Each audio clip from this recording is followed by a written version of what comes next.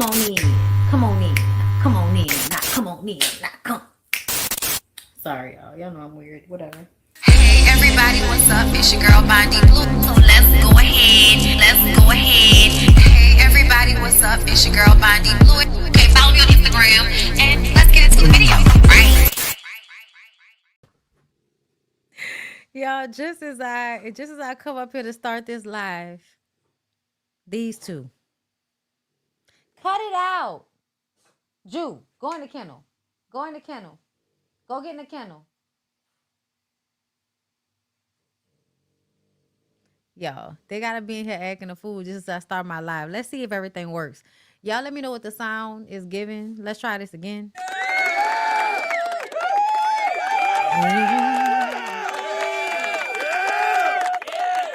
I think y'all could hear that the way y'all normally could, right? If you want me to stay, I'll wait around today to be available for you to see. I'm about to go, and then you'll know. For me to stay, I got to be me. You'll never be in doubt. That's what it's all about. I'm collecting the stories, y'all. Give me a second. Like the video coming too. Okay? When I start singing, I'm also performing. Get into it. If you don't like when I sing, too bad. That's what I do. But yeah, no, sound should be doing exactly what it's supposed to. I was up here testing for at least an hour. Testing. 1 2, testing 1 2. That's what I was up here doing, girl. Okay. So we have a plethora of things to discuss. So first of all, I do want to discuss a few things from the Grammys. Yes, absolutely. Wanted to get into that. We're going to discuss Wendy Williams. We have to discuss Wendy Williams. We're going to talk about the Atlanta mayor, girl, and how people really don't understand when you put a laughing emoji, like consider joke sarcasm, just consider it. Before you start commenting to people, you know what I'm saying, with the smart ass comments, y'all, with the fucking face, don't look. Listen. I'm telling y'all, people be in the comments doing too much. People be in the comments doing way too much. Okay? Okay, listen. All right. Did I say Wendy? Irv Gotti. I didn't even know what was going on with Irv Gotti. Irv Gotti. What's love? Shanti. Terror Squad. Manners. We're gonna get into it. And then we're gonna get into Kevin Gates because I wanna break some shit down for everybody because everybody was like, they didn't understand what Kevin Gates was saying. I was like, y'all didn't understand what he was saying? Okay, I'm gonna get up here. I'm gonna give it to y'all. Okay, keep on. And I'm gonna give it to you. I hope y'all having a good day. I hope y'all enjoyed the Married to Medicine of it all. So yeah, let's see. I don't know if we discussed Anansa. I don't know if we discussed it here on YouTube. So I feel like we should start with that. Okay. I'm so glad y'all made it to the live. Please support the channel. Subscribe to the channel. Subscribe to BondyBlue Bites, my secondary channel. Do that for your girl. Okay?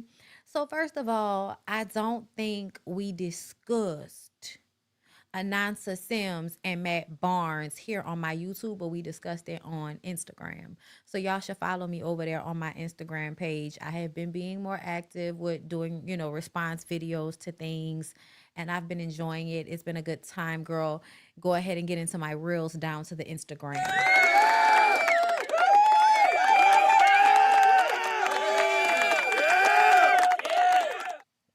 So, girl, I don't get it. Like I don't get it.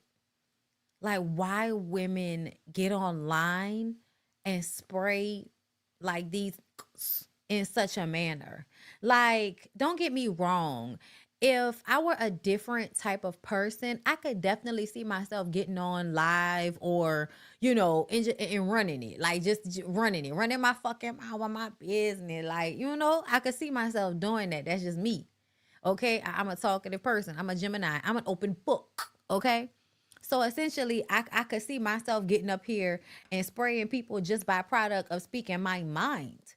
But the whole thing about getting up here so that we can, give evidence to Matt Barnes cheating. Anansa Sims, who I believe might be going through postpartum, we don't know. She just had a baby, another baby for him, I'm, supposing, is online telling us that Matt Barnes was out here cheating on her with at least 8 different women in the month of January alone. I say, girl, it's been a long January. 8 is really not a lot when you think about who it is. It's Matt Barnes. So you're giving like retired famous sports icon. You know what I mean? Like if you want to take it there, okay? Because Matt Barnes has a name. Let's not play. And then to, still be successful online after the fact. I think whenever certain basketball players, football players, whatever, are able to extend their career beyond the years that they play, I think that says something about the hustle, right? But it seems as if Matt is out here like dropping paper on the girls because he flew Masika out. Masika was, excuse me, one of the first people to get up here and say, girl, it wasn't me. I wasn't sleeping with that man, Your Honor. It wasn't me down to the embassy suites. But then Anansa Sims came out and provided the Uber receipt, the flight receipt, the hotel receipt. Girl, she showed that both of y'all had seats next to each other on the plane. So she got up here and provided the evidence. I believe we went over all of the girls' names and stuff like that, right? We talked about that portion. All right, hold up. I wanted to see, was there something else involved in that? Because I feel like I just saw something else and I wanted to discuss it. Oh, girl, it's going to make me mad if I didn't save it. Because so much has been going on. I feel like I be forgetting to save certain things. But yeah, I feel like we talked about Anansa. You got to be safe out there. You got to be safe out there, girl. Men are out here telling y'all they have the STDs. Okay. I just wanted to make sure. Because I thought I saw something recent with that story. But I did want to bring up the fact that I did not know that she just had a baby. I didn't know that. And that would explain why she was up here telling us all of that. But essentially, you got to be safe out here, girl. Because when these men be out here like this with the HIV rates where they are right now, you have to be real realistic about your situation, girl. You got to be real with yourself. Yeah, Masika got up here and denied it. I am absolutely in no way having an affair of any sort. That's what she said, girl. And it's just like, okay. Okay. And we were wondering, if it was high price, hookery, high price hookery. Was she getting paid? Okay. So that was the one thing. Let's see where else I want to go with this. Okay. Because I'm trying, girl. I want to keep track. That's why I had to hurry up and do a video today. Because it's like, it's been so much stuff going on. I didn't want to. Oh, girl. Did y'all see this lady? Did y'all see this lady, this crazy looking lady? So apparently 33-year-old Anya Andrew Robinson, an American citizen from New York, traveled to Karachi, Pakistan in October 2024 to meet and marry 19-year-old Nidal Memon. I think that's how you say it. Whom she had met online and fallen in love with. Upon arrival, Mamon disappeared with his family after they disapproved of the relationship due to Robinson being nearly twice his age and her personal circumstances. Reportedly, she is recently divorced and has 2 children. As a result, their planned marriage was canceled. Robinson's 15-day visa expired and she became stranded at Karachi airport for 7 days. Authorities attempted to arrange her return to the U.S. by booking a flight, but she refused to board, expressing her desire to stay in Pakistan to marry the 19-year-old. The U.S. consulate in Karachi intervened, stating that forcing her to leave against her will would be illegal. Oh my God, is that how that works? Would that be illegal in the Trump day and age? Like, girl, why is it that we can go and be immigrants in other places, but people can't come and be immigrants here? Y'all be killing me. Like, don't get me wrong. Like, I get it. I should feel better about this. But I don't. I feel like that's weird. You gonna tell the consulate gonna tell them people you can't send her back, but y'all packing people on planes and buses and sending them to God knows where. Like, what? Anyway, to me, they need to send her ass home. Since then, Robinson has demanded a weekly allowance of $2,000 and has been involved in several public incidents, including creating a scene inside a moving ambulance that caused traffic disruptions in Karachi. Reports also indicate she has been camping out in Nidal's courtyard, hoping he will return. This prompted authorities to assign 2 female officers to monitor her for safety. After being refused accommodations at local guest houses, Robinson was taken to Tipu Sultan police station and later moved to the Chippa Welfare Head Office for assistance. The U.S. consulate has stated that they cannot force Robinson to leave Pakistan, and she remains stranded in the country awaiting resolution of her situation. I don't live here, I'm chilling. You chilling here? Why are you not taking your flight? It's none of your business. Now go home. Listen. Yes. Now this is none of your business. Now go home. Y'all, so y'all shouldn't be getting any feedback, right? Y'all heard that. Y'all heard her speak. Y'all weren't getting any echo, were you? Because I tested it. It sounded good before I got on live, but y'all know things are very, very weird. Girl, the eyebrows and the pink lipstick are killing me. Janet International Airport Yes. need to go down. Do you hear me? Once it go down, y'all could get out. That's all I have to say for tonight. I don't live here, I'm chilling. Girl, what is it? The delusion it takes in order for you to be this type of person in somebody else's country. Like, oh my God. You chilling here? The fact that America would have treated this lady, if she was from Pakistan, America would have treated this lady way worse than Pakistan is treating this lady. Talking about they can't make her leave. Why the not? Why the can they not make her leave? She should go. She needs to come home. Now listen, that's not because we actually want her over here, but it's only right. Girl. Listen, them filters be a mother. Do you hear me? Refuse to leave. 5,000 USD from you guys. Tell the government I'm doubling it. Girl, what the fuck is going on with this concealer? Girl, what is okay, so I need for y'all to be real when we tell y'all that there are certain physical things that a person can do that showcases what is going on inside. The makeup is giving inner monologue. Just crazy. Delusional. You girl, what's happening? You're wild. You hear me? If government don't give you $5,000, I want 5,000 from you guys. That's separate from them. Respect You for guys. halal. you guys हम सब मिलके दें भाई. 5,000 you. अमरीकी खातून ने आपसे कुछ देर पहले कराची में भी सहाफियों से गुफ्तगू की थी. क्या कहा उसमें आप खबर सुनिए. जो सिस्टर है वो आप सबको गुड मॉर्निंग कह रही हैं. I came here to visit today to fix up this place, to reconstruct this place. How you gonna reconstruct anything in these people's country? Talking about I'm chilling. Girl, how you gonna reconstruct anything and you just supposed to be chilling? Girl, what's going on? How girl, why? Okay, from Mr. Chipper. Thank you. And Thank you. that's sister. all. Thank you. Thank Have a good day. Just have a seat, sister. Have a seat. Please sit. Please, sister. Please. I'm embarrassed. 5 minutes. 5 minutes. Please. No.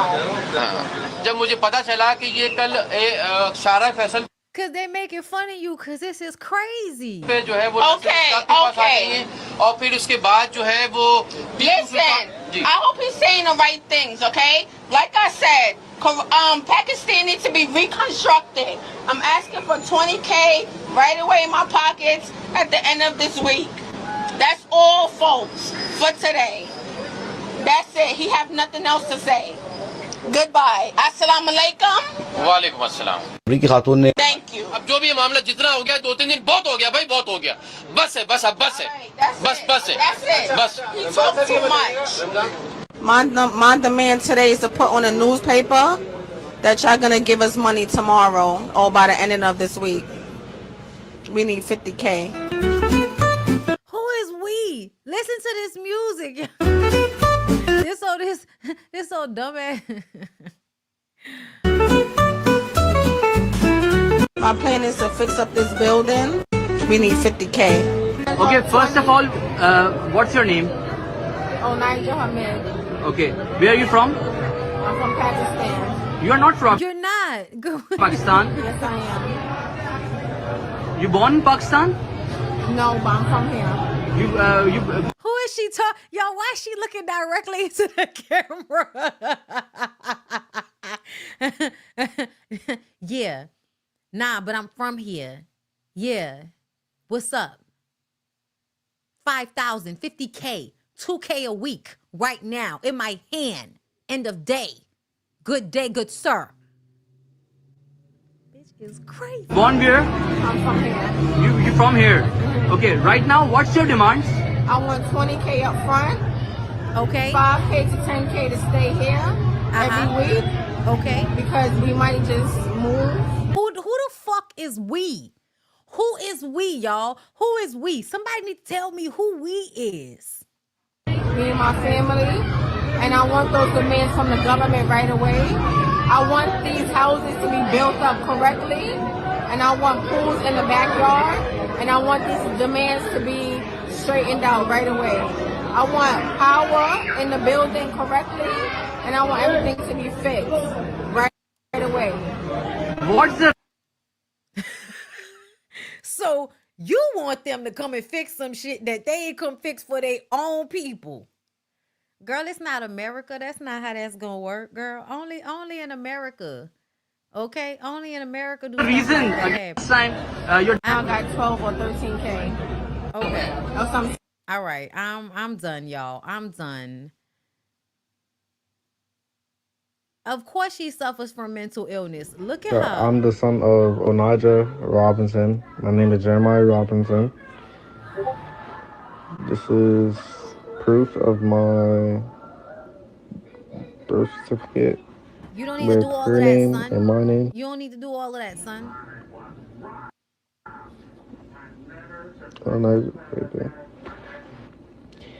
I seen on the news in Pakistan that she was on the news about a love story and falling apart, and I just want to say none of that is true. Her and Nidell knew each other. Like, before she went to Pakistan, she was only supposed to go to Pakistan to meet him and his family and just a vacation.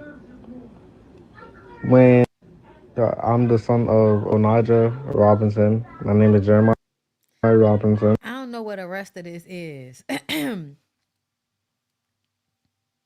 Girl. The failed love story is fabricated. He said she knew Nidal Ahmad Mamun and had initially planned to return home after 2 weeks but failed to do so. He also said that he and his brother tried to convince the woman to come home, even booking a flight for her, but she refused. That lady is sick in the head. I think that's what we should deduce from this. Something is wrong with that lady. But apparently they gave the crazy lady some money. Okay? They gave the crazy lady some money. Y'all, why is Countess like this? I need 20,000 at the end of the day for my lipo. Okay? 20,000. So y'all get this. Didn't you all, girl, let me leave her alone, because I was about to say, didn't you already get lipo? Didn't you already get surgery? Maybe we should take another round. I got angels on the payroll. Y'all, they gave her some money. She got some money. She hustled out of somebody. This is why a little bit of delusion will take you a long way sometimes, okay? Just a little bit, not a lot, because she still look crazy. And this may still turn out not to be so good for her, okay? But essentially, they saw her somewhere counting some dollars, some Pakistani dollars, girl. She was counting some Pakistani dollars somewhere.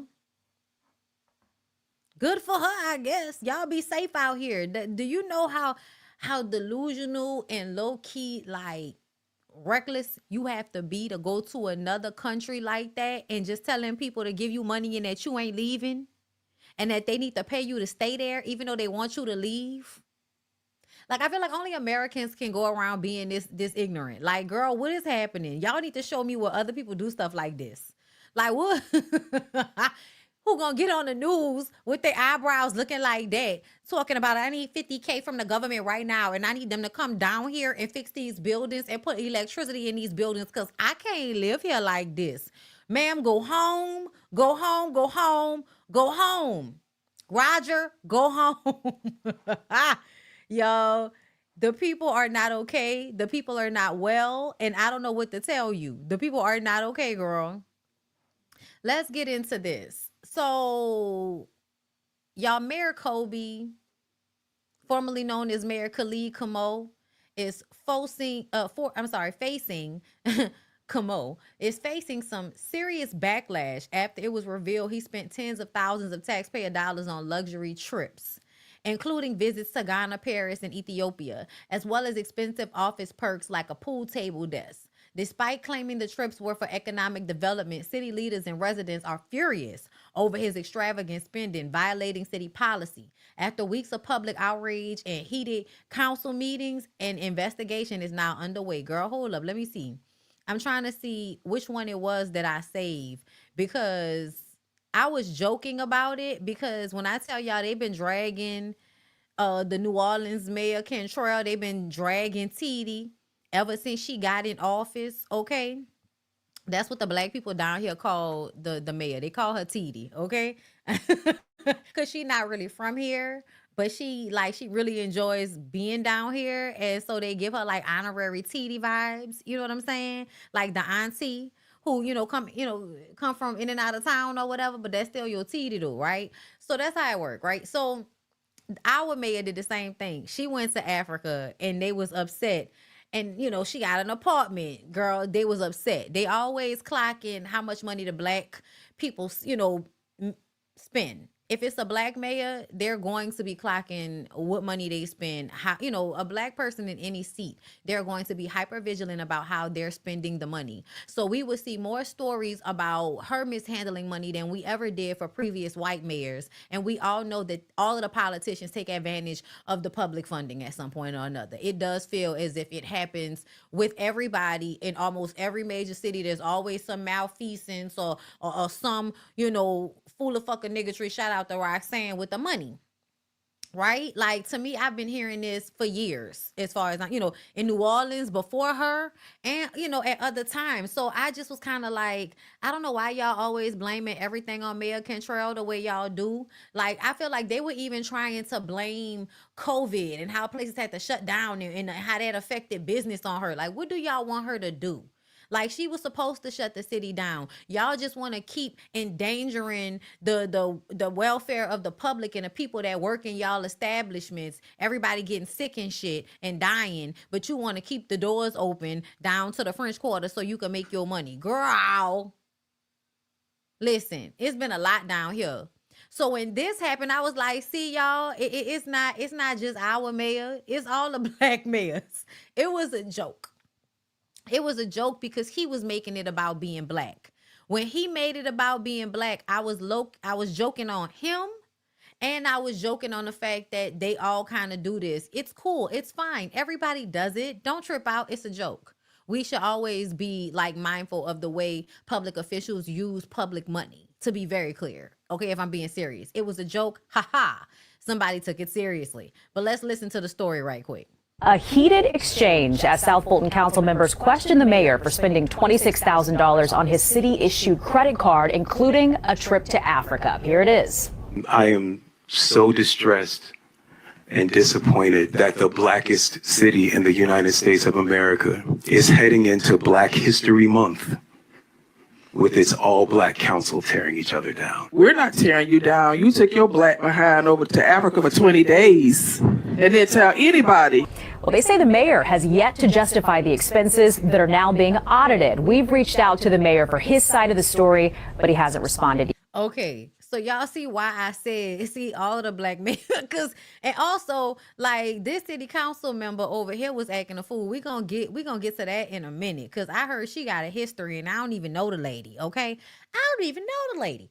But let's get back to the Atlanta mayor. Where's the remainder of the story that I saved, girl?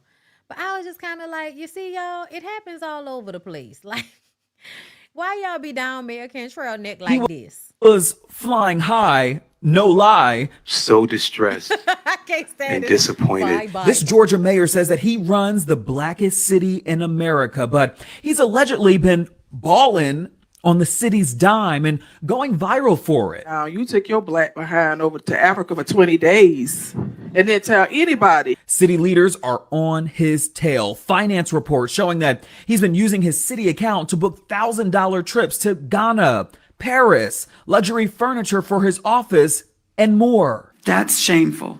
And enough to launch an investigation. What he's been saying about these purchases, I do think that there is a lot of political posturing. and why he walked out of a city council meeting last week. Good night, Mr. Mayor. I'm Justin Carter. This is TSR Investigates.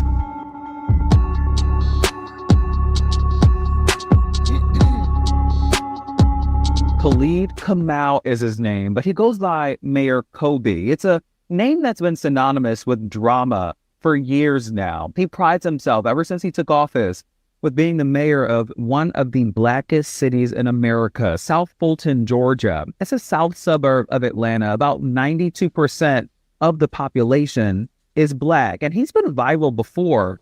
2 years ago, he was arrested for entering somebody's private lake house. He said back then that he admired the home. He was just looking inside in hopes of maybe buying it one day.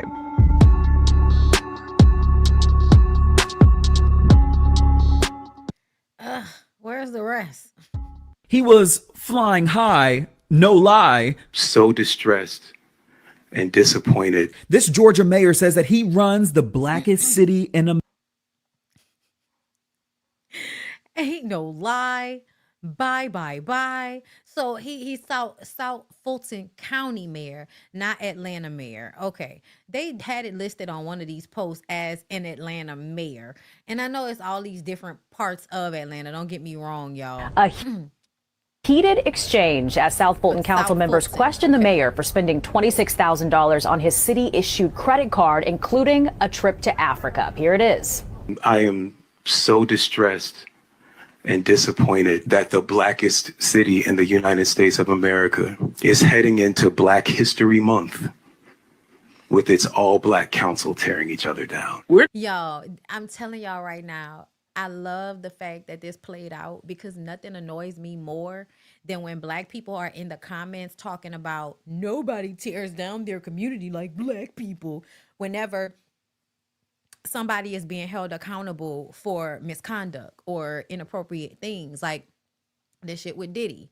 Y'all keep acting like somebody is dragging these people down, just like Maurice on Love and Marriage Huntsville. Oh, disparaging my character. It's always making you look bad when somebody is simply saying what is already obvious based on your actions. Okay? So to sit up here and gaslight and make it seem as if the black people there are not being for black people because they're not excusing your misappropriation of fucking funds. Like, are you like that shit right there? To do that in front of everybody, and then when your gaslighting does not work, you then turn around and get up and walk out because you can't handle the heat. And then you got that stupid fucking look on your face. I tell y'all all the time about when men have those pensive looks on their face because they're trying to, look as if they are being honest. They're trying to project an image of honesty. So they put this, very pensive look on their face. And really they're about to lie and tell you a whole bunch of bullshit. Because when I tell you, this is when I don't give a about that black. I don't give up about that. You're not going to act like somebody is wrong and not for black people because they're holding you accountable for stealing funds from an entire county of black people. I'm sure South Fulton County has a whole plethora of black people that could use the money that you're misappropriating. Now, I'm going to say this. They were mad at our mayor because, I guess the city paid for first class flights. But I kind of look, is it me that just kind of felt like if somebody is a mayor and they're representing a city like New Orleans, I just kind of felt like, why should she be going coach? Like, why? Like, why? Why should a mayor of a very like rich city, and when I say rich, I mean it constantly gets tourist dollars. Like New Orleans makes a lot of money. You don't see it in the infrastructure, but we know they make a lot of money. So my question would be, why would she be taking a coach seat as the mayor of New Orleans, traveling with security to another country? Why would she do that? I just kind of felt like if y'all wouldn't say anything if it was a white mayor traveling in first class on the city's dime, please don't do that when it comes to the black ones. Like, I don't appreciate that. Okay? However, misappropriation of funds is something that happens a lot, and I definitely feel like it needs to be looked into. But also, I feel like it's like never ending sometimes. I feel like no matter how many times we have this conversation, the money still never goes where it needs to go. You know what I mean? We're still driving down fucked up streets. We still getting boil water advisories. Like, y'all still haven't figured out a way to make the city more accessible during hurricanes. How to like build a place that is low key, hurricane resistant. Like Florida, a lot of Florida towns have built their cities up to be kind of hurricane resistant, so where they can pretty much handle a category 4 or 5 hurricane in Miami because of the way they've built up their infrastructure. I don't understand why that same thing could not happen here in New Orleans. Another thing, why is there not a water park? Do y'all know how fucking hot it is in New Orleans? It has never made sense to me how we have to search wide and low for pools or water shit. This is a place that is extremely humid and hot most months out of the year. Why would you not have anything that people can go and swim or get wet? Like nothing on a large scale. It blows my mind how like this city is just handled so dumbly. Jesus, oh Lord. And I'm more than sure, even though New Orleans makes a bulk of the money, that there are other places in the state that are getting the money, and it's because of the people that live in that area. So yeah, this type of shit is annoying to me when black mayors want to, use their black card, but you're not handling your seat like you're supposed to. To whom much is given, much is required. And when black people get in any position of power, they have to be above board. And when you're not above board, you can't turn around and use your black card when it is the black people that you're stealing from. You're stealing from black people, sir. You can't use your black card against the other black people that are trying to hold you accountable for not doing what you were supposed to be doing. That right there, why are you a mayor? Why? Oh, girl, I would love that. I would love to open up like a place where, people can come and swim, I would like to have 2 different types of pools, right? I would like to have an indoor pool and an outdoor pool, and then maybe like a rooftop pool and a jacuzzi area. That would be so fire. Oh, girl, don't ever let me get enough money and watch me build something like that down here. Okay? And you would have to be like a part of some type of, you either have to pay or be a part of some type of membership, because it could not be free. It can't be, I'm sorry, it can't be free. Because anywhere that can come a lot, I'm going to give the kids vouchers. It'll be certain time. I would have it to where certain days of the week are for certain people. So like if it's for the kids, that day, all of the kids will get in free and the parents only have to pay like a certain amount of money or something like that. Like a package deal or something, so that people in the area that don't have pools, that don't have a lot of money can come, but there needs to be checks and balances because y'all niggas not gonna come and fuck up my shit. Like that girl, When I tell you something like that, yes, an adults only night, a senior citizens like, so that they can come and do classes and stuff like that, because that's good for the older people to have like water sports and stuff like that. Like they really do need like community service play, community places that have those types of things. And they do, like there's Joe Brown Park, but that's all the way in the east. I'm sure there are other places around here that may have that, but not in a way that I'm talking about, girl.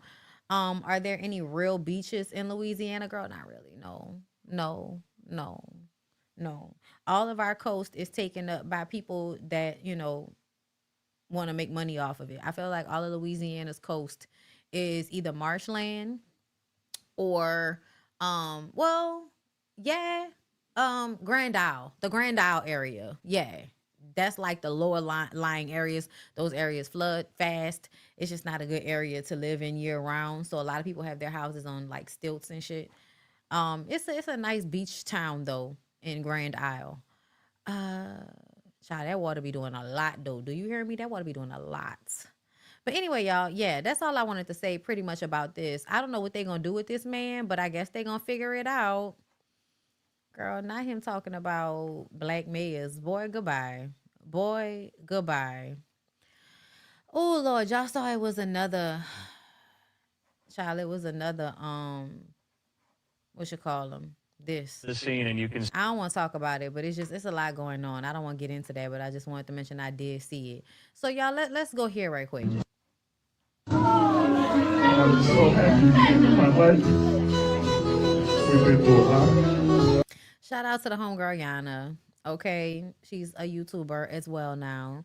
But my, real life homegirl. So she is the one that sent me this. Yes. You know, so you believed in me. A lot of stuff happened. And we was talking about Hitman Holla is finally proposing to his longtime girlfriend Cinnamon, and she reminded me that he's doing it now that she's having this baby. But she got shot in the face for him a while back. That lady got shot in the fucking head for him a while back. And I'm like, damn, bitch, it still took him this long to marry you? I don't know, friend. Because I feel like when people come in the house, when people try to rob your house and your old lady gets shot in the fucking face and she held it down and all of that, and 3 years ago, and you just now proposing to her after she almost died, my girl. I mean, congratulations to them. Congratulations to them. I'm sure they're gonna be so happy.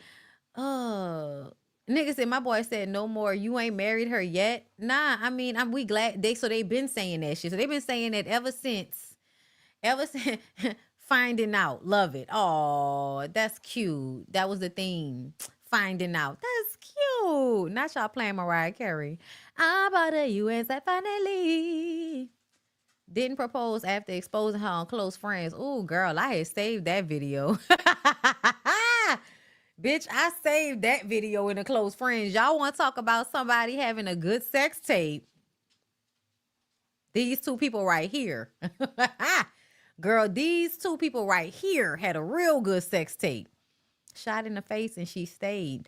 Okay. I mean, it wasn't his fault, I don't think. I don't think it had nothing to do with him. Okay, listen. Either way, girl, congratulations to them for the baby and congratulations to them for finally making it official, girl. Let's get married. Oh, it's a beautiful ring. They having a boy. All right, girl. Yes. This is cute. I'm happy for them. But he definitely could have done that a couple of years ago. Like he really could have. Like, just saying. You could have got that out the way a couple of years ago, buddy. But since we're talking about, since we talking about like crazy niggas that, that be on some freak shit. All right, let's go here. Let's go here right quick, right fast. And I'm going to break this down for y'all because I know a lot of y'all did not understand what this man was saying. So let's go ahead and get into it. Make sure y'all support the video. Like the video. Make sure y'all, supporting. Because girl, it's about to get a little lewd. So if you got me on a big TV down to your job, take me off. It's about to get a little reckless up in here. Okay, are we ready? You ready? Let's go. Man, I was trying to be positive, bro. I'm trying to be positive. I'm sick of everybody just being dicked out behind bitch ass shit. Like, nigga be dicked out behind shit that's pussy's a bitch. Like, Okay, so people be dicked out, meaning people be upset, people be bothered, like people be fucked up about shit that don't even matter, pussy ass shit, stuff that don't matter. That's what that mean. Okay, so people be all mad and fucked up in the head about shit that don't even matter. but I be trying to be positive. Nigga always gotta, you wanna, he's a cheater. Shut the fuck up, bitch. You cheated on God. People always want to come at me like I'm a cheater, but bitch, shut the fuck up, okay? You cheated on God because you had sex before you got married, bitch. You can't come to me talking about I cheated, girl. You had sex before you got married. You already was cheating, girl. You cheated on the Lord. You cheated on the Lord. Bitch, you ain't earn it. Bitch, you ain't earn me to be faithful to you. Because at the end of the day, you didn't save your virginity for me. Okay? You didn't save your virginity for the Lord. So because you didn't do that, you can't call me no cheater. I'm also being like low-key narcissistic and trying to like plop the blame off of myself. I want to know who Kevin Gates is still fucking with that's still upset about him cheating. I know it's not Dreka. Fuck. And cheaters never win. You are what you attract. And cheaters never win. You are what you attract. So are you trying to say that whoever is mad at you for cheating is also a cheater? Is that what you're saying? Bitch told me I had a switch on that motherfucker. I wanted to see. Bitch told me she could give sloppy toppy very, very, very, very good. And so I wanted to see what it was hitting for. YOLO. Yeah, I fucked that hoe, babe. I don't love that hoe more than I. Oh, that sound like something my toxic ex-girlfriend said to me one time. You know, they feel like if they say it with a very niggerish type accent, that it's gonna make you feel like, oh, and it's like, no, that's for stupid hoes. I'm just telling you right now. I just fucked that hoe. I don't love that hoe, babe. I don't love how I love you. I'm sorry, you don't love me. You've been calling me bitches the whole time you've been talking to me right now. First of all, I was a nigga at first.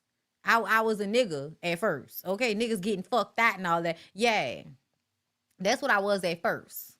Now I'm a bitch, but you love me and you don't love her like you love me, and I'm supposed to just take that and swallow that, and I'm supposed to be attracted to you in this moment, right? I'm supposed to be like, oh, right? No. I love you.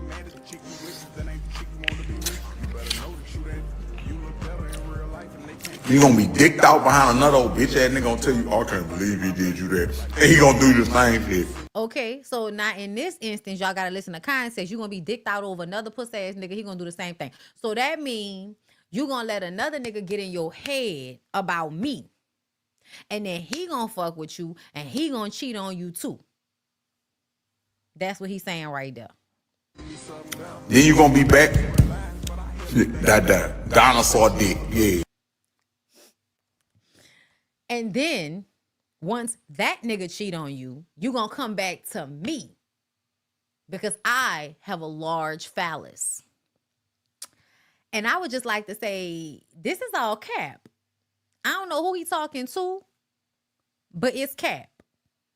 Why is his collar pop? Never mind. It's cap. We saw a video of Kevin Gates smashing, didn't we, ladies? We saw a video of Kevin Gates smashing. No one was impressed. It was not giving donkey dick. It wasn't. And to be very clear, this is how, like, I would have to have a conversation with any woman I want to know, like, is it good? Because if he thinks having a large penis means that the sex was good, that means he doesn't know what good sex is. And he be doing all of this talking. He be saying all of this nasty shit that makes women think he's a freak. And I believe that there are women who are freaks that find this type of talk from him very attractive. Y'all was in the comments, oh, that's somebody you fuck just one good time and leave him alone. I'm like, yeah, until he show up to your house stalking you and shit. Like, and then he don't even really want you. He got a whole nother girl, but he like to like act crazy with bitches because like he just like the control. So that's what he gonna do. Girl, no. Kevin Gates is not somebody you fuck with. I don't know what's going on. I don't know what has gone on in order for him to attract some of the people he's attracted. Really what it boils down to is women like toxic men. Women like bully ass toxic men that have a really big vibrato and put on all of this extra shit like they that nigga, just like he doing in this video. Like, yeah, cause I'ma do this and slurping shit up and all of that. He always somewhere trying to make y'all think he gonna have the girls fucked out, head turned upside down. I wanna know. Because I heard the tape. Listen, the tape wasn't giving what it was supposed to give. So I want to hear from the girls that have actually had the dick. If you have had Kevin Gates dick, and we in Louisiana, girl. So if you didn't have the Kevin Gates, have Kevin Gates dick, girl, come down to the comments. Come down to the email. Let me know. I want to know. Was it good? Was it for play? Is he all talk? Because it's giving all talk. And at this age, I'm going to need for you to shut the fuck up if you're going to be all talk. I don't see anything attractive here to me. Girl, I know, but I'm going to tell you what it is. Soft texture hair. He give thug. He give rough. Then there are other times where he give deep and thoughtful and metaphysical. All of that shit will wrap bitches up. But it's giving like narcissism. It's giving deep narcissism. This is somebody that will act like they have sense every now and again, and then all of a sudden start having stupid circular arguments with you like they have no sense. You can't trust. Girl, yeah, exactly. Y'all know what it is. Hoes I have to be honest with y'all about this shit. Whenever somebody got a little soft curl, a little 3A, 3B, whatever the fuck texture hair, hoes still get all, wet behind that stupid. Let that come with a nigga talking to you crazy, okay? Those two things will absolutely have most of these hoes' head gone. Oh, he got a nice girl. That mean my baby gonna have nice hair. Oh, and he talked to me crazy. He got goals. Oh, okay, he got teardrops. Oh, that mean he gonna set a pussy up. Oh, all right. Then y'all let him tell y'all that he be out here starting engines with his hands and shit. Okay, they're gonna start a fire.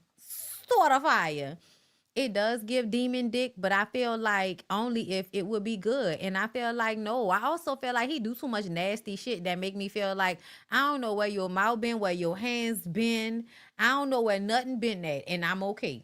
I don't trust it. Niggas like that be way too nasty, girl. They be way too nasty. I don't have time for it. Let's move on. Let's go to Wendy, y'all. Let's talk about Wendy.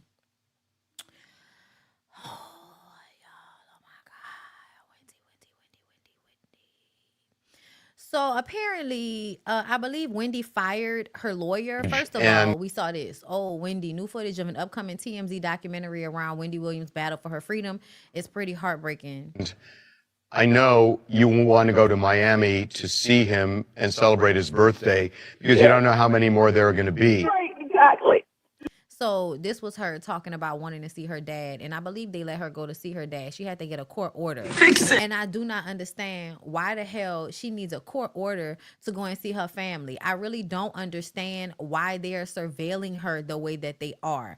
We've been discussing this for a while now. It's as if she's imprisoned, and it does not make any sense. Even if somebody is a conservator, nobody should be dictating if this woman can leave her apartment or not, if people can come and see her or not. I need for that shit to make sense because it really does not. And I feel like after she did the Breakfast Club interview, we were hoping to start to see some changes. What we have seen since then is that she fired her lawyer, I believe. But then this came out yesterday. Neighbors get into this. Wendy Williams' fight for freedom maybe just got a little harder. Last week, a judge granted her permission to travel from New York to Miami to visit her father for his birthday. Though this was a win for Wendy, the downside is the same judge ruled that she can no longer have contact with the media.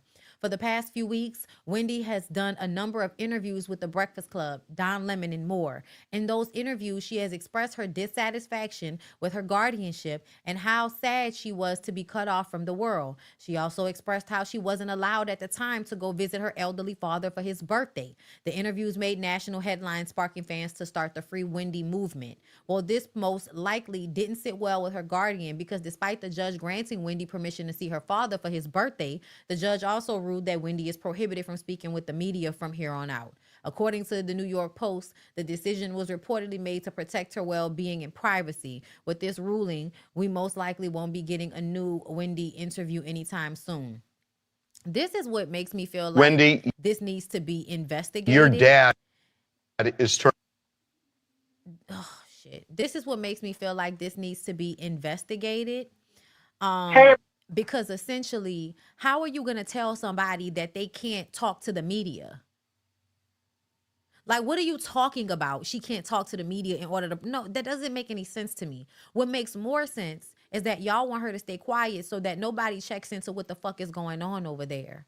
Because there is obviously something amiss.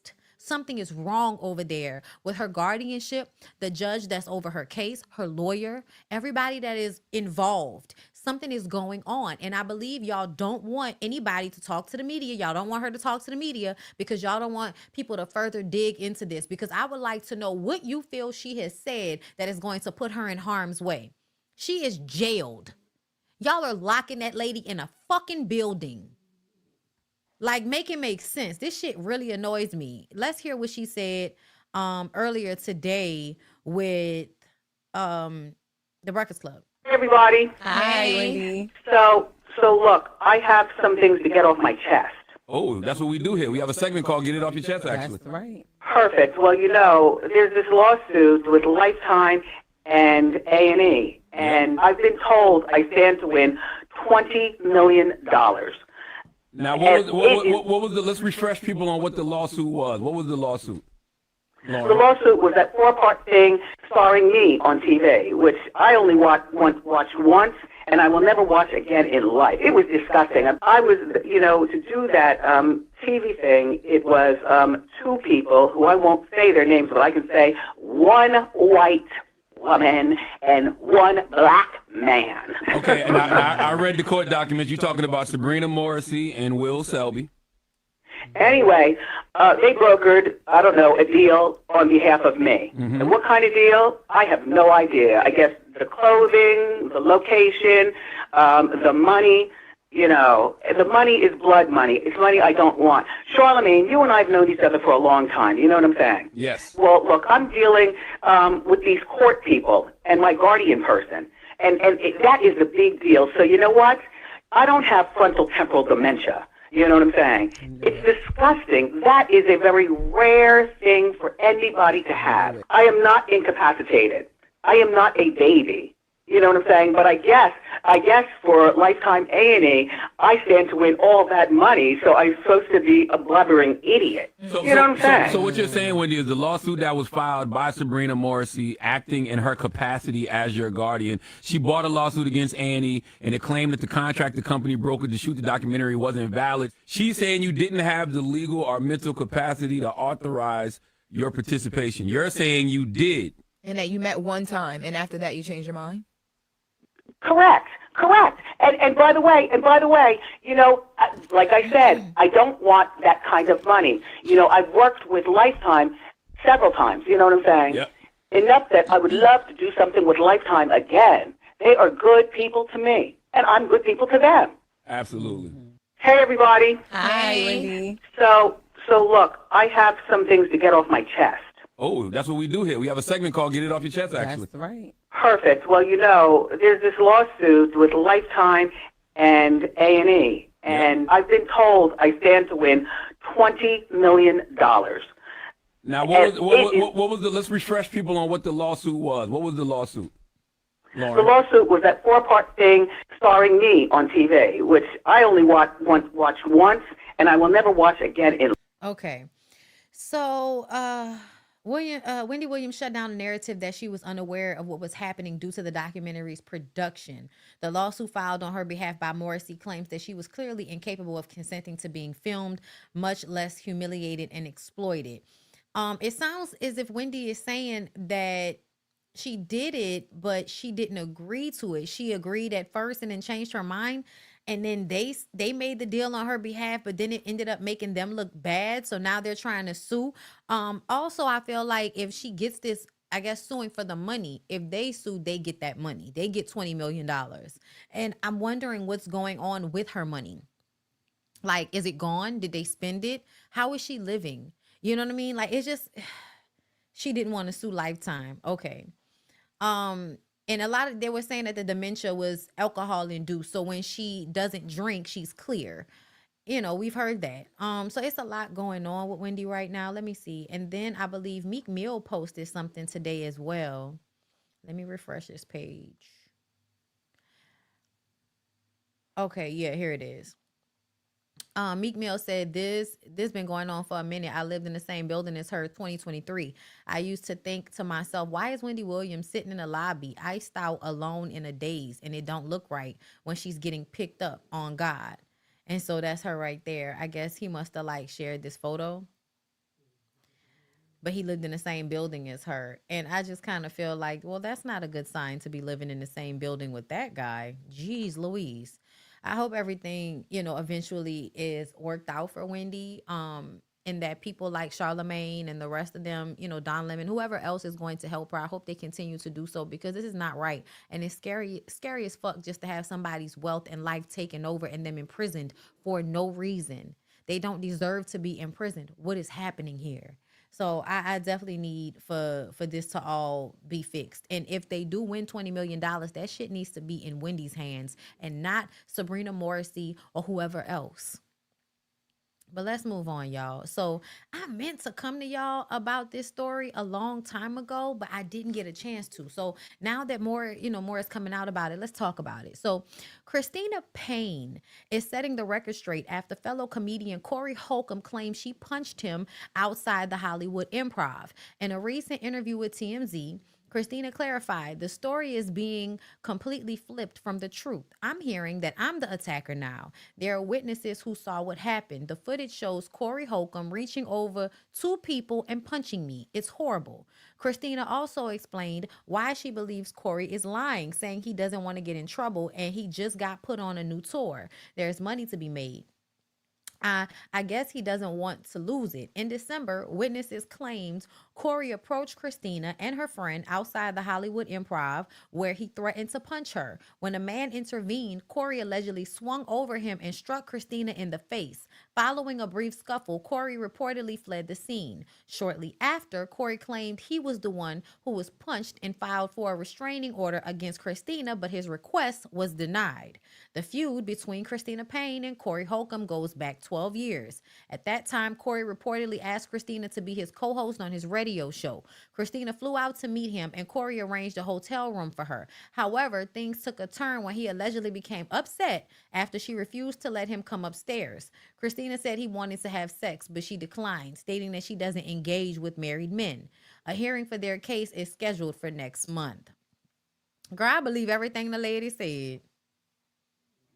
I believe everything the lady said. When I first was hearing about this story, I was hearing that he assaulted her, not the other way around. We have heard the way Corey Holcomb talks about women. Corey Holcomb is misogynistic and disrespectful. And a lot of people like to think that those misogynistic ideals that they spout on these podcasts and in these, these clips y'all see in these interviews, y'all like to think that that's where it stays, that this is just how they talk or how they think. But those men who are mentally like hateful towards women like that are very much violent. And the way he has talked about women in the past, girl, I do not put anything past this very weird looking nigga. Okay. Nappy to the Root, thank you for being a member for 28 months. Bondi, I stopped in to say hello, and girl, you so fine. Thank you. I appreciate that. Gloria Russell, thank you for the super chat. Hey, Bondi, love your show. Was wondering if I can talk to you about starting a YouTube channel and equipment needed. Thank you for the super chat. Girl, you don't have to talk to me about that. You really can just put that in YouTube and it pops up for you. But, if you have any specific questions, just shoot me an email. Kaylee Danielle, thank you for the super chat. On Twitter, they're saying this is oh shit baby mama. Who is oh shit baby mama? Tell me which person. You don't have to send another super chat. Just somebody, put it in the chat. Who? Hey, what's going on, Dr. Elizabeth? Nice to catch you live. Hope you are well. I am well. I hope you're doing good. I am Diva Nicole. Thank you for the super chat. I'm sneaking and watching at school, just saying hi. Hey, girl. Thank you. Banji Baby 21. Thank you for the super chat. I get popped in my face for you. We're going to the Justice of the Peace that day. Do you hear me? Thank you. Angela, thank you for the super chat. Unless what Wendy has said is untrue, which I don't think it is the case, the order of silence is crazy. No, it really is. It's wild. But yeah, y'all. I'm trying to figure out what the lady from Pakistan. Oh, the lady from Pakistan is oh shit's baby mother. Oh wow. I wonder if that was her because she did look familiar. That's interesting. But yeah, y'all, back to Christina and Corey Holcomb. Yeah, I believe everything she's saying. We know he lying. If you did put hands on him, thank you. It's a dream of mine. The minute I see or hear him turning the chain, girl, he deserved it if she did it. Oh, wow. Sounds like he was just scared because her husband was there, making excuses for a hand, but also saying her husband was wanted to play hero. Lets me know what happened. What you mean her husband wanted to play hero? Her husband is supposed to protect her, you piece of dog feces. Like, I can't stand Corey Holcomb. He looked like he stink. He looked like he smelled like a fucking foot. He looked like he smelled like pussy that ain't been cleaned in 2 or 3 days. He looked real trifling and nasty. Like, he looked like he ain't changed his mattress in 10 years. Sweating through a t-shirt in the wintertime. Yo. Cheesy, greasy, nasty, stank breath. Probably got a little dick laying on top of you to do his business. Mr. looking ass nigga. I can't stand him. Let's move on, shall we? So yeah. So apparently Cardi B is working with Partisan Fontaine, who is Megan Thee Stallion's ex-boyfriend. And people was like, what happened? I thought y'all was friends, baby. Let's see. When I fuck with two people and I like two people, I stay away from their shit because when it comes to relationship, some bullshit will always happen. And one thing about me, I'm gonna stay neutral and I'm gonna stay the fuck out of it. And both of y'all could attest you that's how I really am. I don't want to hear nothing because I fuck with both of y'all. And God forbid some shit happen, I don't want to be in the middle of nobody's shit. None of that shit is my fucking business. So stop fucking harassing me. Stop calling me a fuck person. Stop calling me a fuck bitch because that's not what I am. It is complete, finally. I feel like people can work with whoever they want to work with in this business. Just like I felt like Megan can work with whoever she want to work with in this business. Everybody was mad at Megan for working with well, y'all know, once her and Nicki fell out, everybody would get mad at Megan for doing music with the City Girls or whoever. Like, it was just always some shit. And so I feel like, man, fuck all that. This is a business. And like, like people were saying, they've been working with each other before Megan and him even got together. So I doubt that Megan really feels the way about this. Like, when you fuck a hot producer, he's probably going to fuck somebody that you're friends with if you have friends in the industry. Like, that's just what it is. So I don't think this is really an issue for the people that are actually involved. I think it's more of an issue for the fans because the fans are bored and have nothing else to do. Also, again, I'm gonna tell y'all, I think it's so weird every time I look at when Cardi B is on, like, whatever the Twitter Spaces shit is, like the amount of people that have celebrities as their avies on social media is just so weird to me. And I think, like, I don't care what y'all say, it made me feel like something ain't right in your head. Why is your avi not your picture? Why is your avi somebody else's picture? Like, it's just weird to me. Anyway, we're pressing on. I want to hold up, y'all. I want to make sure that I'm covering all of the stuff that I know I want to cover. Let's go to Irv Gotti. So you guys, unfortunately, sadly, apparently Irv Gotti is on his way out. Uncle Rush, I spoke to my good friend Irv very recently. He was, as always, incredibly energetic and optimistic. We talked about his new idea. I gave him the number to the person he needed to speak to. Then I expressed my concern about his health.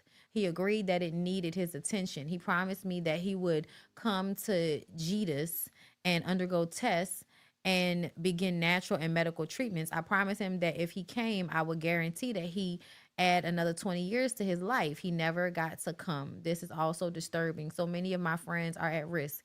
The American food, lack of exercise, and the toxic, frantic environment is killing my friends one after another. Today, I'm praying for Irv and all Black men my age and under. They're poisoning you. Please pay attention. Irv Gotti is on life support, friends and family saying their goodbyes.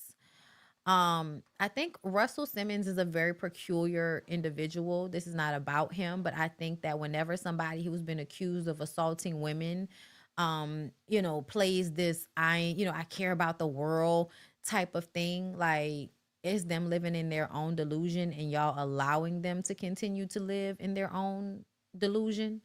Like, yeah, I do think that he has these ideals, but it is just something so conflicting about the way he promotes himself and the things he's been accused of doing, and the way he has talked to his daughter, and the way he has talked about Kimora. And I don't think Kimora is no great person or nothing like that. Like, please don't get me wrong, but I just always question him. Either way, y'all, they say Irv Gotti is on his way out, that he had a stroke, I believe. And his family is getting ready to say goodbye, and that's very sad. That's unfortunate. But niggas don't take care of themselves, and they spend years doing hard drugs. And so once you've spent years doing hard drugs, it is likely that it'll eventually cause issues. So, that's tough. Google says he died already. All right. Well, as we speak, it's already being reported that he passed. Yes, his second stroke. So rest in peace to Irv Gotti, y'all. Let's move on. Speaking of deceased rappers, DMX's ex-wife, Tashira Simmons, says DMX made a lot of bad business decisions, using DMX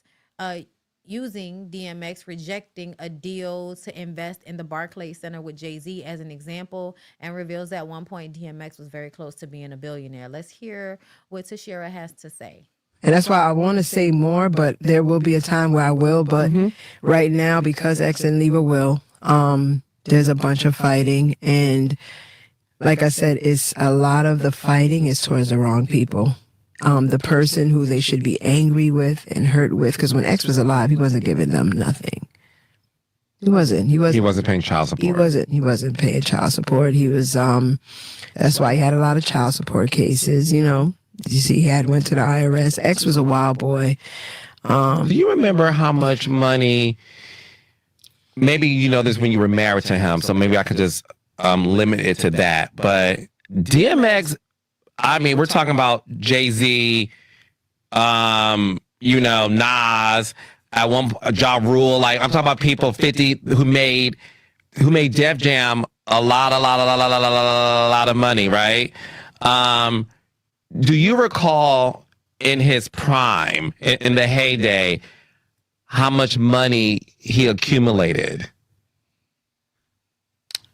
Man, I remember looking at our bank accounts and the zeros wouldn't stop. Like, I'm not even exaggerating. He got $10 million a movie, and that wasn't even including all his shows.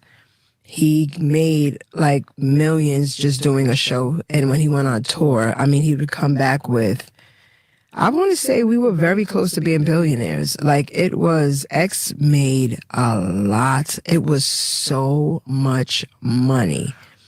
And I'm not surprised because X, I mean, I'm not, it's okay. I'm not exaggerating when I say the levels of Jay-Z, who is a billionaire. So you guys were close to being billionaires. Very close. And I remember when they first started, they asked X about the Barclays Center. I never forget it. They called him and said, Jay is in, and they want to know if you want to put in $1 million to get in. And, for the people out there, unfortunately, when I hate to say ignorant, but it's when you're ignorant and we don't have any real business sense, X didn't see that as a good investment. And I saw it, and I didn't even have a lot of business sense, but I was just like, it's a no-brainer. Why wouldn't we go into pot with them?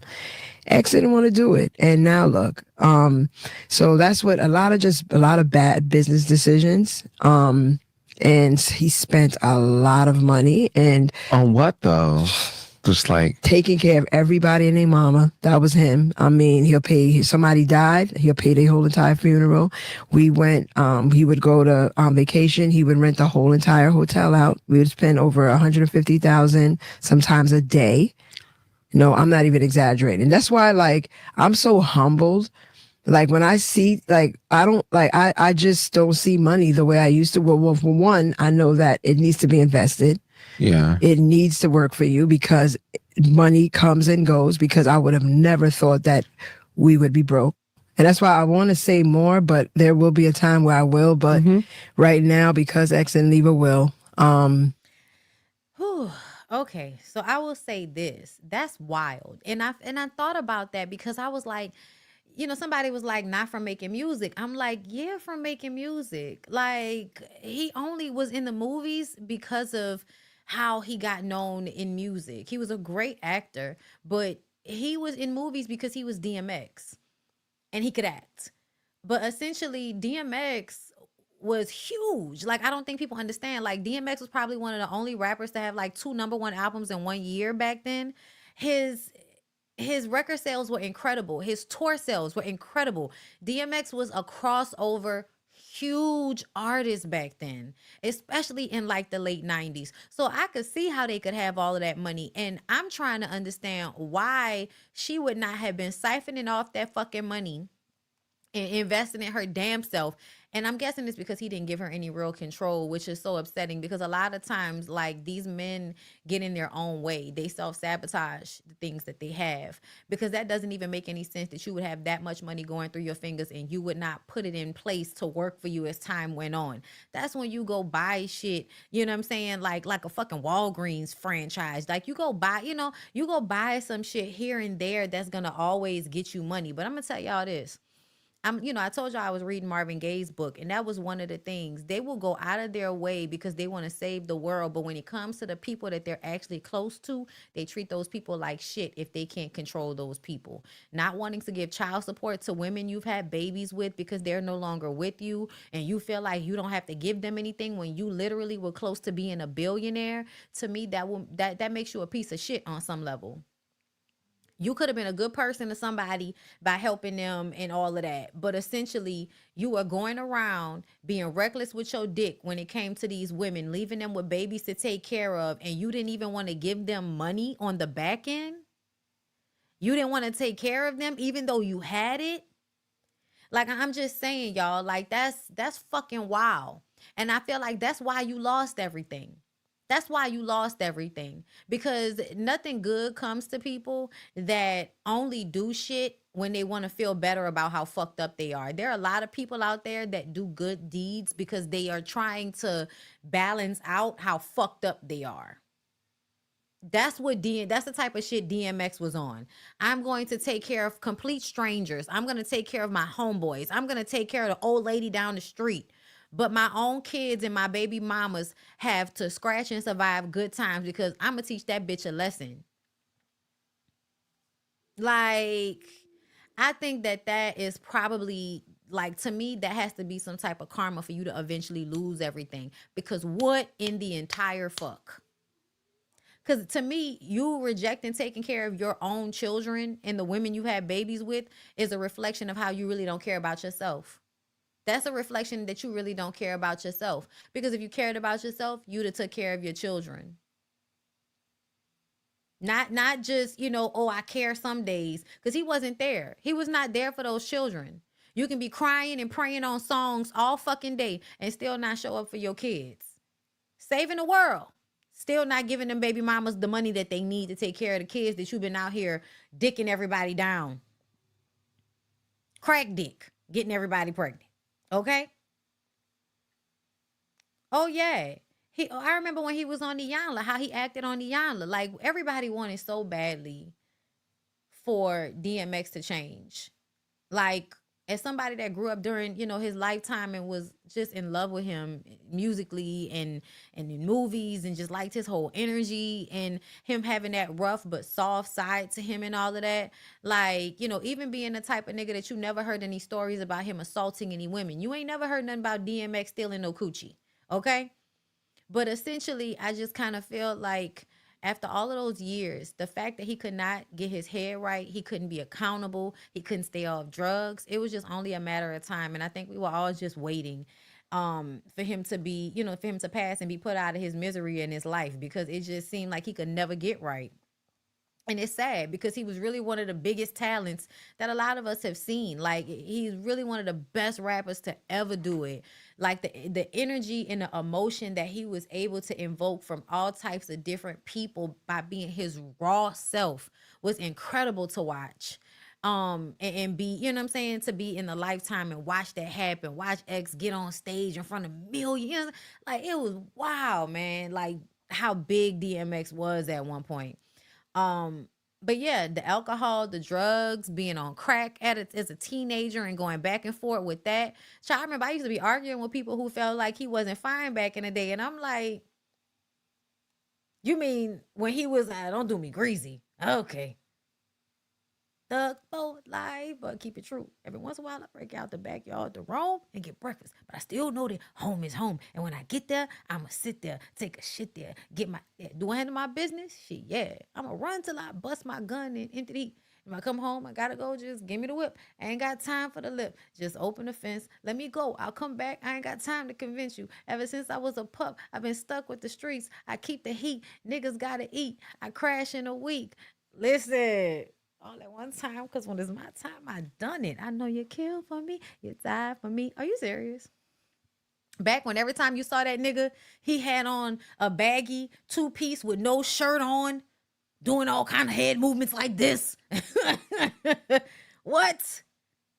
Dancer and prancer. Like, what? We had so many golden moments from that man. My God, I miss me some DMX, girl. All right, y'all, let's go ahead. Let's move on down the line. We have more to discuss, Chrisean.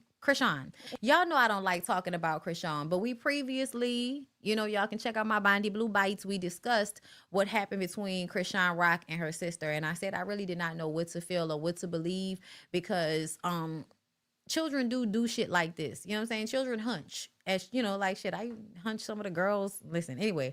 Well, let's just say I've hunched some girls in my lifetime when I was a kid, okay? It is what it is.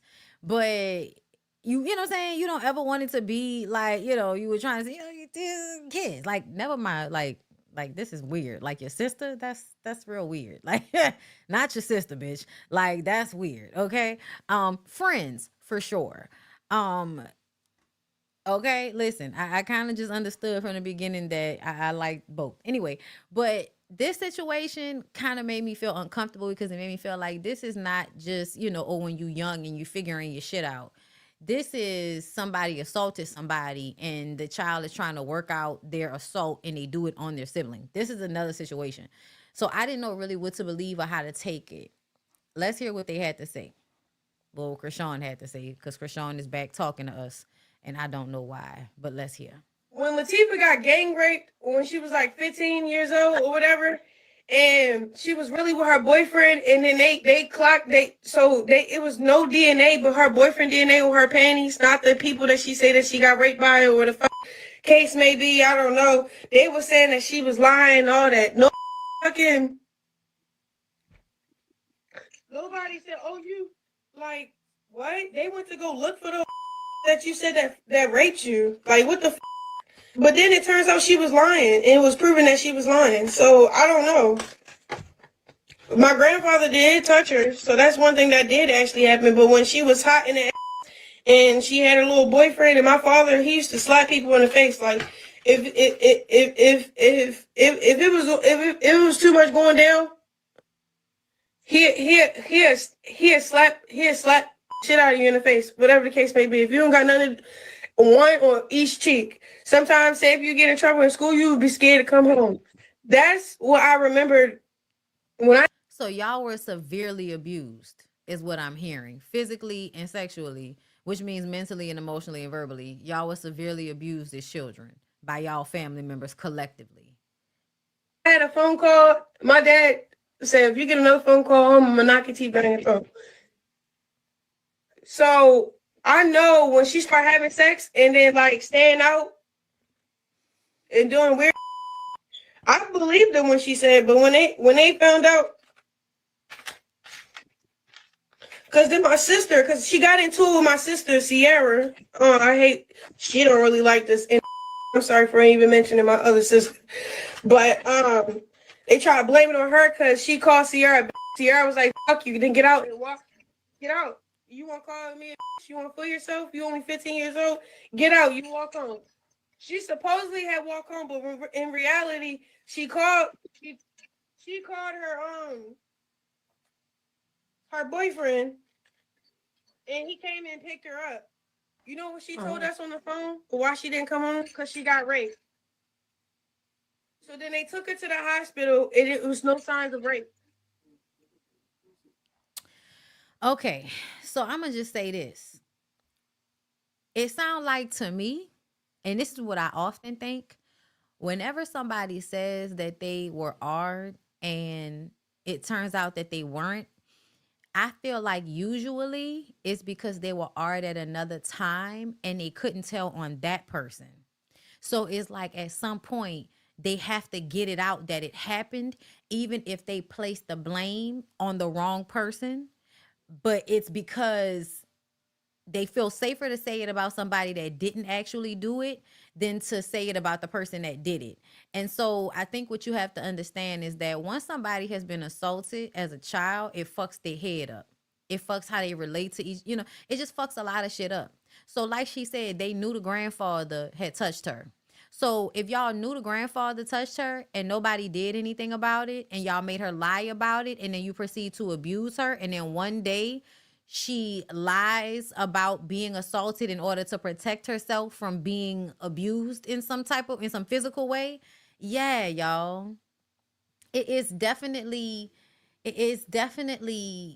given, it's a reaction to abuse. Not that it makes it right, but it definitely gives a reaction to abuse.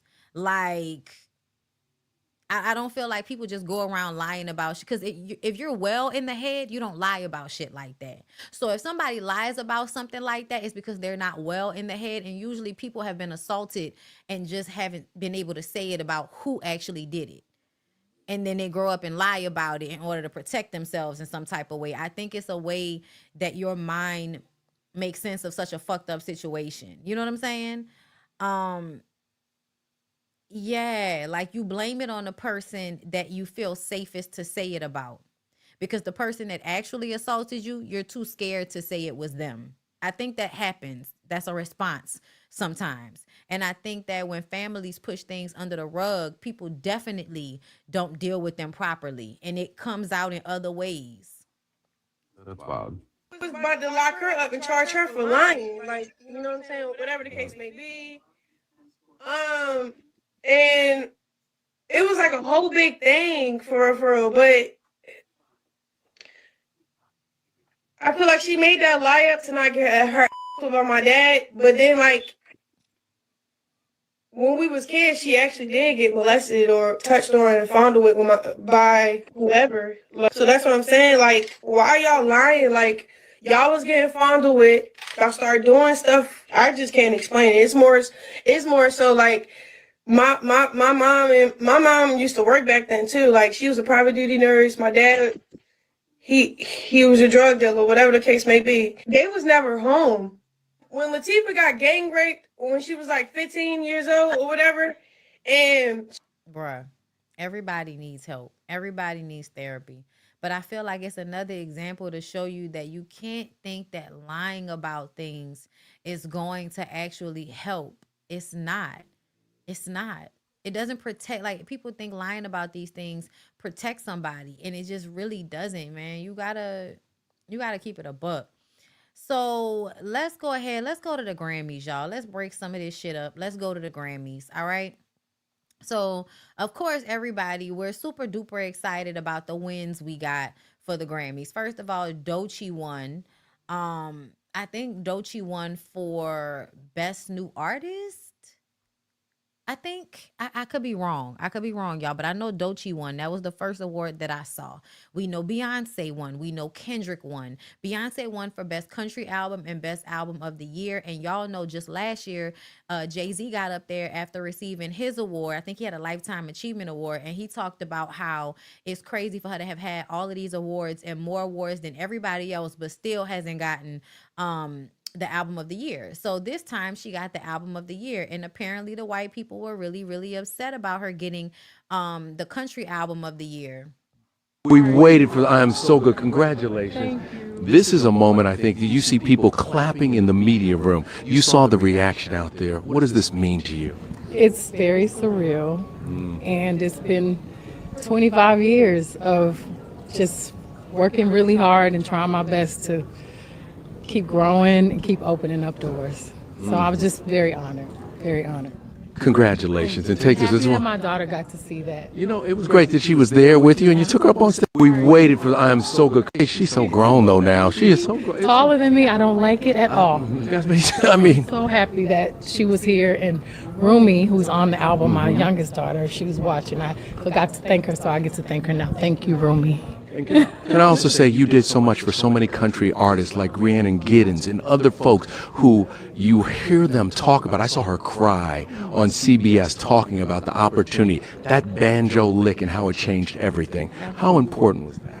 Well, She's so banjo has a deep history, and I just feel honored to reintroduce some of that history that I think has been lost, and very, very honored that I got the response and the open heart, and people welcomed the album. The love I got from the country community tonight really made me feel so seen, and I'm very grateful. And they continue to open up the world for people that just love and respect the genre, no matter where they come from. Everybody should be invited. So, banjo. All right. Beyonce looked really, really good. I'm happy for her. I'm happy she won. I think the album was very, very deep, and it was very emotional. And I remember crying as I was listening to it.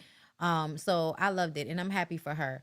Also, what happened? So at the after party, Janelle Monáe.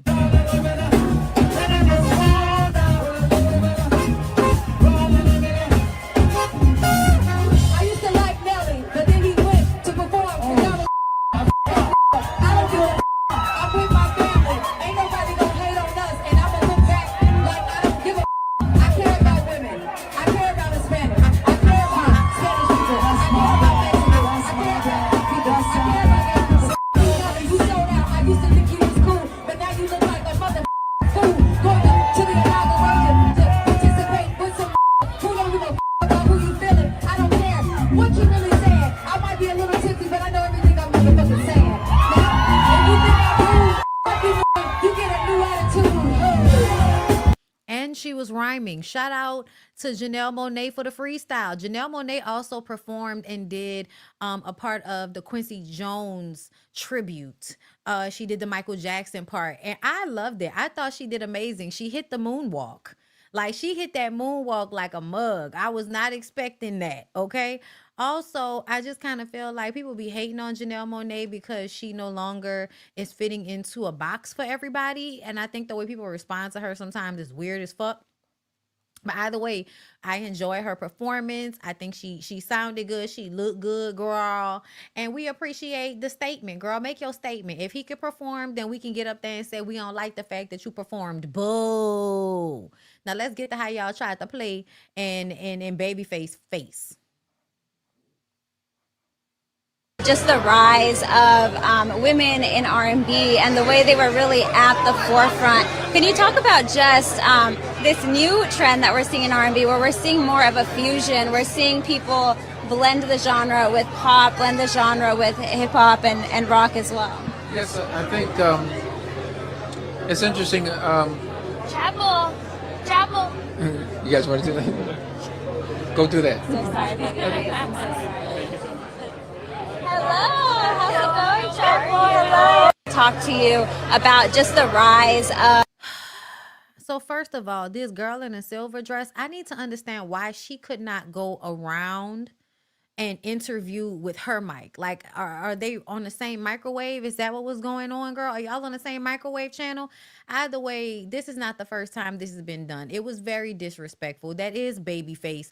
But your girl walking up, I believe that's the one that got, her name is, what is it? Chappelle Roan. Chappelle Roan. She had a really awesome performance. Okay, but y'all do like overhype, you know, some of the girls sometimes. Some of the, you know, y'all overhype them a little bit. But she got up there and used her award space to give a whole speech. So I'm not about to down Chappelle Roan, okay?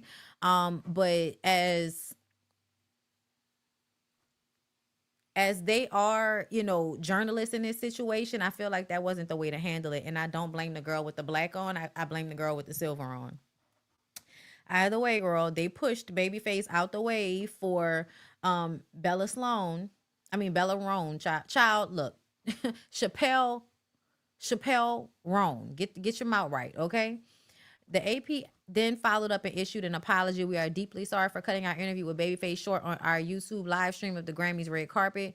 We have apologized to him through his representative to our viewers on the live Kicking us stream. off, but we want to thank you. But first I wanted to say that I'm really sorry about interrupting Babyface earlier. Chapel Roan had come up and there was a lot of commotion as there is on these carpets, but I'm a big Babyface fan and as are we all, and so I just wanted to say that I really apologize. But thank you so much for having me, you guys. It's been great. Kicking us off. Yes, I think your girl in the middle. Your girl in the middle was like, yeah, she needs to apologize because it wasn't me. I wasn't paying attention to nobody but Babyface when we was doing the interview, bitch. Don't look at me. It was not me. Okay? I don't feel like she's a big Babyface fan. I feel like somebody probably had to tell her a Babyface song. Babyface wrote for somebody, you know, girl. Yeah, either way, I understand the position that she was in because you want to try to catch these people before they move on, especially because you know they're probably going to be awarded that night. But at the same time, it wasn't a good look at all. It wasn't a good look for me. It wasn't. And then y'all, the commotion that hold on, wait, let's see. Babyface said the best part of the night was reconnecting with old friends, meeting new artists, and feeling all the love in the room. That's what I'll remember. That's what it's really about. Music is bigger than any one moment. Much love to everyone who won and everyone out here making great music. I think at this point, when you do know who you are and you've made such an impact and you know how this music industry works, people really are going to always be more excited about, you know, the newer artists sometimes or the whiter artist, you know, like girl, that's just the way it is sometimes. So I definitely understood. But yeah, girl, let's go ahead to this whole situation with Kanye and his old lady.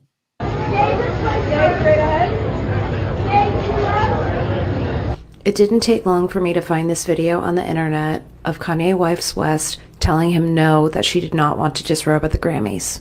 Unlike the thousands of accounts that are using this woman's naked body to get clicks and this man to get more attention, I'm not going to go down that route.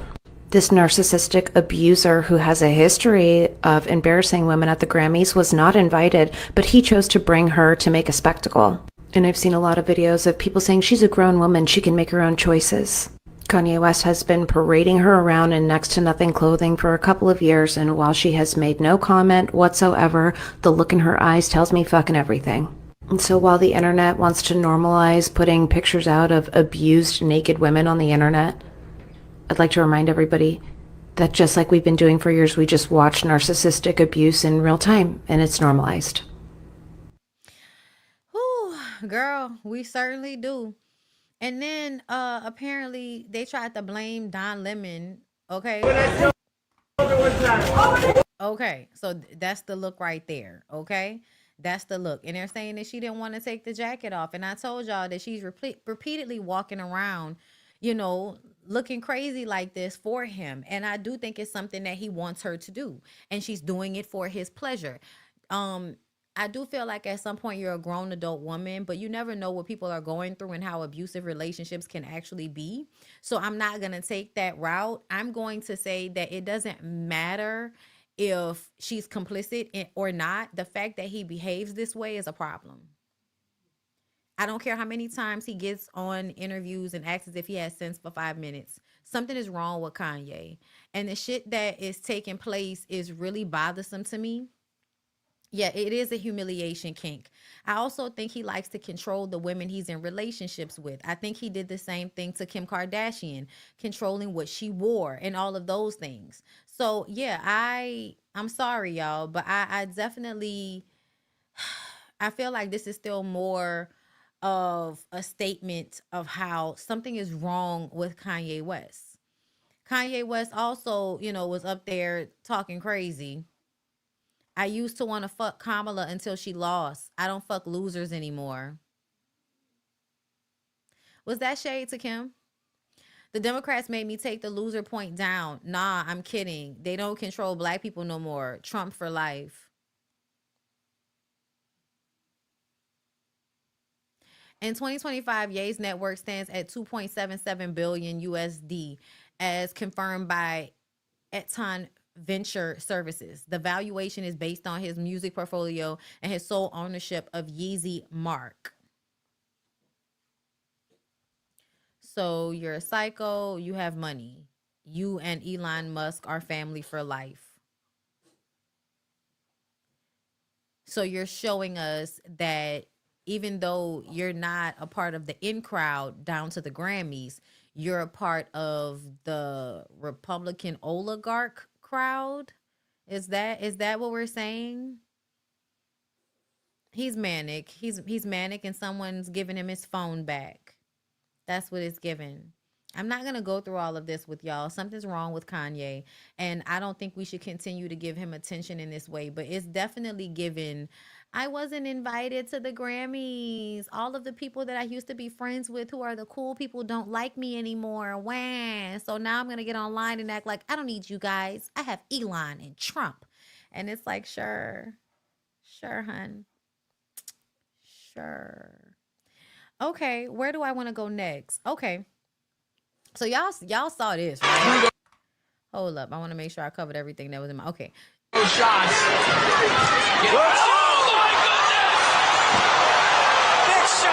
Yo, Clarissa beat this stud up.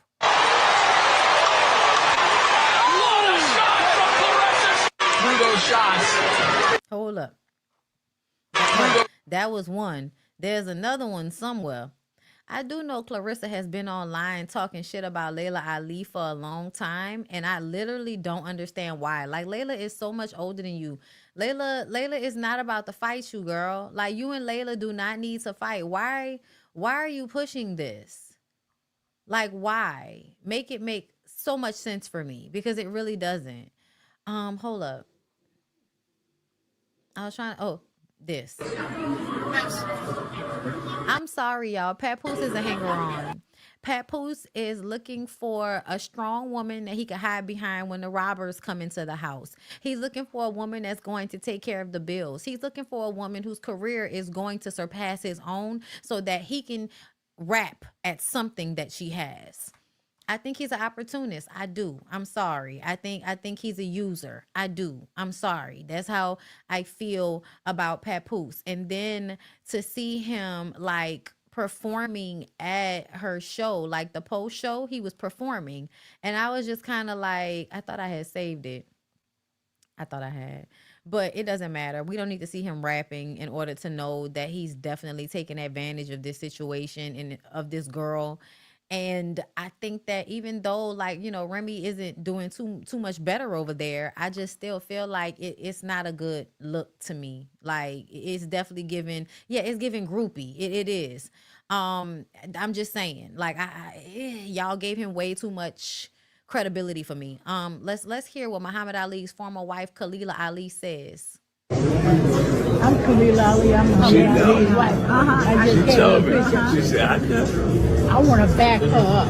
Okay. I'm backing her up. Okay. To kick Leila's ass. Okay. That's why I come to see her. She's on her way right now. You make sure I see her before I leave. I'll make sure. I'll take her to Dubai to kick Leila's ass. As soon as she get on the she's my hero. I'm gonna bring her straight to you. Thank you. Hold on, wait. Okay. I'm gonna record it to the video. Okay. You wait. What you doing? I'm here to see Sheila. Miss Shields, I want her to whoop Leila's ass. And let me show you this. Wait, you gotta tell him why you want her to whip Leila's ass. Yeah, because Leila's mama whipped my husband, and I'm payback time. It's payback time. Yeah, I want everybody to know it. So to me right here, I know everybody thinks it's so funny, but to me, this is a moment when you realize that elderly people don't always have the wisdom that they should have, and it's sad. It's sad because let me just break this down. So because Muhammad Ali was a whore and left you for Leila's mama, and then went and had Leila and her siblings or whatever, you want Clarissa to beat Leila's ass because Leila's mama was able to be next in line behind you with Muhammad Ali. Because to be very clear, Muhammad Ali was gonna do whatever the fuck he wanted to do. Okay? He was gonna do whatever he wanted to do. I think it's so, girl, really? You this old and you still mad about that? That man had many wives. He was gonna have more. Girl, it was never gonna just be you. He's Muhammad Ali. Like, whichever one was with him last, that's the one that was, however old they are, whoever gets with them when they the oldest, that's the woman they're gonna stay with. It's not about your worth or anything like that. So why are you upset still to this day? And they laughing and shit, but she's serious. She's serious, y'all. She seriously came to this boxing match talking about she will put money behind Clarissa because she got a vendetta against Leila's mama, and Leila is much older than Clarissa. Girl, what's going on? I just want to give y'all I just want to show y'all how a lot of times, age does not give you wisdom. It does not give you wisdom because she's a beautiful woman. There's no reason for you to ever still be acting insecure about a nigga, especially a nigga that's dead. Girl. But y'all know Clarissa been talking Cash Money shit for a minute. She really wants to fight Leila. And Leila is like, I don't know why she keep talking to me. Girl, Leila said, I don't know why she keep talking to me. Okay? Anyway, y'all, let's move on. I did want to cover some Diddy shit right quick. So let me run my intro and we'll get into some little Diddy shit right quick. I'm a savage. Whatever I want, I'm going to get. Whatever I want, I have to get. Can't stop. Won't stop. I can't help it. Every time I hit. So, Neighbors Sean Diddy Combs was reportedly admitted to a New York hospital last week after experiencing knee pain, TMZ has confirmed. According to TMZ, sources with direct knowledge are claiming the music mogul was transferred to a Brooklyn hospital from the Metropolitan Detention Center on Thursday. The New York Post also reports that Diddy underwent an MRI due to ongoing knee discomfort, an issue he has reportedly dealt with in the past. When asked for comment, Diddy's attorney, Mark Agnifilo, declined to discuss the matter, stating, I cannot comment on anything related to prisoner movements. Also, I am not commenting on anything related to possible medical issues. Child, not his knee hurt, so he had to go to the hospital. Sound like an easy way for y'all to try to slip this nigga out of the jailhouse. That's what it seemed like to me. Child, listen. And then I believe that there are new stories about him assaulting a guy. New lawsuit. According to a new lawsuit obtained by TMZ, Diddy allegedly forced a male adult entertainer to cover himself in baby oil before sexually assaulting him, with the lawsuit claiming that this left the victim incapacitated. The founder of Bad Boy Records is facing legal action from a John Doe who asserts that Diddy trapped him in a vortex of exploitation and fear. The lawsuit details a relentless pattern of drugging, sexual assaults, death threats, secret recordings, blackmail, and psychological manipulation. The plaintiff says he first crossed paths with Diddy in 2007 while working as an adult entertainer in Las Vegas. He claims Diddy would hire him through an agency for dancing and stripping gigs, but things took a dark turn sexually once Diddy introduced the baby oil into the mix. The man alleges that after applying the baby oil, he felt sleepy, disoriented, confused, exhausted, and weak, essentially leaving him sluggish and numb. He claims this left him in a vulnerable state where he unwittingly went along with Diddy's demands and felt coerced into sexual acts. In multiple encounters, the man says Diddy would drench him in baby oil, applying so much that it would literally be dripping off his body. And what we come to understand now is that when Diddy is doing that, it's because there's drugs. There's drugs in the body oil, and if he rubs it into their skin, it'll soak into the epidermis, and it will then make the person high. It's a way for them not to know they're taking drugs. A person that would be like, oh, I'm not going to put my drink down, I'm not going to drink anything, they would think that they were okay. But no, not with Diddy, girl. Not with him. And so y'all remember that Sarah from Making a Band got up there and said that Diddy had touched her and done some things to her. Well, Chopper has now claimed that she's lying. Let's listen. But speaking of the bed, your bedmate Sarah, she did an interview for a documentary saying that Diddy violated her. You seen it? I'ma be honest. You heard me? I can't be a person that I can't do that. I just can't be fake, bro. So I'm gonna keep it G. It's all respect and love for Sarah, you know. But at the end of the day, I would say I don't think that's true, because at the end of the day, Diddy used to come down. We had the Making the Band penthouse. This when we already made the band. You dig? Diddy used to come downstairs like 3, 4 in the morning, bro, and tell Sarah like, "Come on," and she'll get up and she'll go with him, and then she'll come back down about 4 hours later, hair messy, makeup all smeared up, drunk, and look like she got fucked. Period. And she did that at least 3 to 4 times, multiple times. So I don't think that that's true that that man violated her. I think that she was ecstatic, she was bucked up, and she. But speaking of the bed, your bedmate Sarah, she did. I feel like that is a simple-minded way of thinking about something. So even if you don't want to feel like she was being coerced and she felt like maybe in order to have this dream happen, she was going to have to fuck this nigga, right? That's very much a possibility that Sarah felt like, I have to go along with this because this is what you have to do in Hollywood. Or he could have called her and drugged her and fucked her. That could have been a possibility. Or she could have thought they were going to just talk or whatever, and he pushed himself on her, and then she acted like it was fine in front of y'all because he threatened her. Like, you really don't know if she was lying just because she was ecstatic. Like, how do you know she was ecstatic? I need for you to explain to me how you surmise she was ecstatic, because if she come downstairs looking like she just got fucked, to me that could also mean she got assaulted. So I would need to understand what that meant. Because it sounds like to me, you don't really know what the fuck happened. All you know is Diddy called her upstairs a few times and she went. But from what we have come to understand about him, people do things that he wants them to do, whether they want to do it or not, out of fear. So. He did an interview for a documentary. Couldn't wait to fuck him. And that's just my opinion.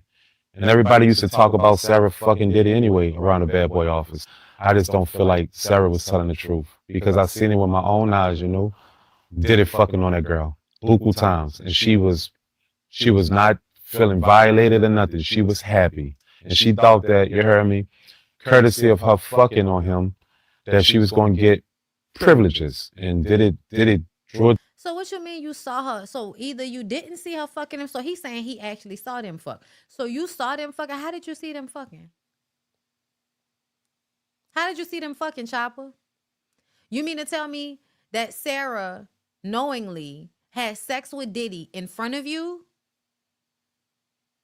So you mean to tell me she knew that people had seen her and him have sex and got up here and lied to us? Or did he record it and show it to you? That would be my question. Did he record it and show it to you, Chopper? Because how did you see it with your own eyes? To the side, like she was nothing. Couldn't wait to fuck him. And that's just my opinion. And everybody used to talk about Sarah fucking Diddy anyway around the Bad Boy office. I just don't feel like Sarah was telling the truth, because I seen it with my own eyes, you know. Did it fucking on that girl buku times, and she was not feeling violated or nothing. She was happy, And she thought that, you heard me, courtesy of her fucking on him, that she was going to get privileges, and Diddy drew it to the side like she was nothing. Couldn't wait to fuck him. Okay. And that And guess what?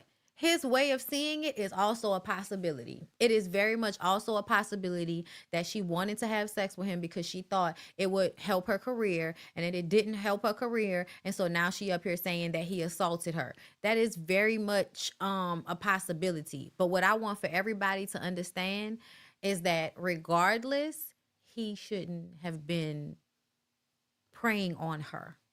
First of all, how old was Sarah? Sarah was a young girl. You were her boss, and you're in a power position over her. You shouldn't have been fucking her. Legally, it should not have been okay for you to take advantage of her like that. Regardless to what she thought was going to happen, his moves were still fucked up. This is a subordinate, and he went and told her to come upstairs. So that's telling me it don't even sound like he was giving her a choice. I think sometimes people don't understand that two things can happen at the same time. A woman could absolutely want to fuck a man at first.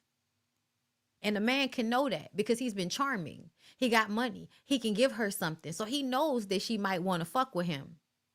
But when he is mean or cruel or fucked up to her, and then she decides she doesn't want to fuck him, and now he's going to make it so that she doesn't have a choice. And then y'all will believe that because she initially wanted to fuck him, that means every time they have sex, it wasn't, assault or anything. When really it still could be assault. Because there are many times when women think they want to have sex with a man, and the man does something that makes them feel uncomfortable, and now they don't want to have sex, and the man doesn't take no for an answer. So yeah, I feel like you can't really say that shit. And it is kind of low-key sounding like you might have been a little bit jealous. A lot of niggas be jealous of women when they feel like women can get their way with their sex appeal. And most of the time, men who are jealous of women who feel like women get their way because of their sex appeal wish that they could do the same thing. Yes, consent can change. And I just kind of feel like, you can't tell me for a fact that every time they had sex, she was ecstatic and that's what she wanted and all of that. Like, you just can't tell me that. Because niggas like Diddy, if they think you enjoying it, they might do something to you to make you not enjoy it because they enjoy your pain. That's another thing. The type of shit that Diddy has allegedly done to people and the way he responded to Cassie and all of that, it tells me he's sadistic, meaning that he gets off on hurting people. So if he gets off on hurting somebody, they will think the sexual experience is going to be pleasurable until he sticks it in their ass. And then all of a sudden, it's like, this is not what I want. Or niggas can be too rough. It hurts. A girl says stop. They don't stop. They keep going. That's still R. So I feel like you can't even really say that because essentially you don't know what happened in those situations. And I feel like if you do know what happened in those situations, then you would still be telling us that he recorded her and she didn't know she was being recorded, and then he showed it to people, which that is still assault. To secretly tape you fucking somebody and then show the tape to other people as a way of humiliating and embarrassing them. That's still assault to me.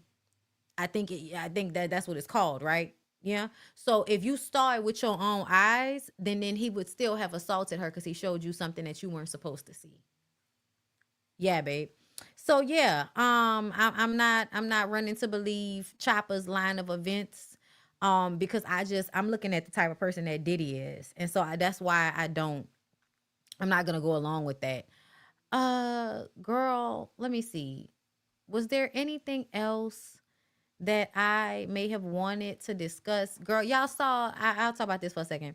Michael Jordan's son Marcus Jordan arrested for cocaine possession, DUI, and resisting arrest. He was on video talking about, I'm Michael Jordan's son. I didn't do anything. Yeah, you did. Yeah, you did. See what we be talking about, y'all? Niggas be coming up in rich 2-parent households and still out here acting like a fucking fool. Didn't we talk about that earlier today? I told y'all that people giving children, the ideal household doesn't always mean that they're going to act like they have sense. You know the train's come by right now, right?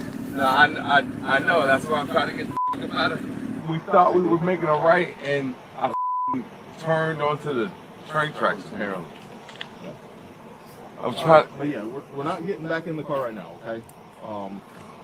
The reason why, so. Do me a favor, keep your hands out of your pockets. Yeah. Man. Keep your hands out of your pockets. There's nothing in my pocket. That's all. I'm gonna pass you down.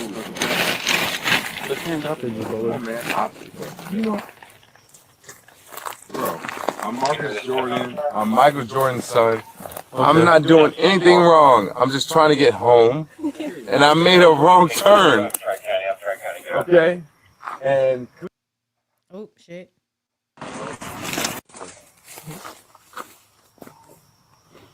I mean, I'm just saying, if there's 6 of us and we throw this thing in reverse. I've already got concerns for your level of impairment anyways, okay? So that's why. Because like it's not alcohol coming from you and you're on train tracks. Okay. So come on, man. Just listen to me. That's why I don't want you back behind the wheel anyways. Okay? I'm fine behind the wheel. I just would like to get my car out of this. We'll deal with that after this, okay? We'll deal with that after this. But that's why I had to get you out of the car, okay? Because like you're spinning tires, I hear slurred speech from you. You're driving on train tracks. I'm not slurring anything, and I'm okay. I'm letting you know. I have concerns.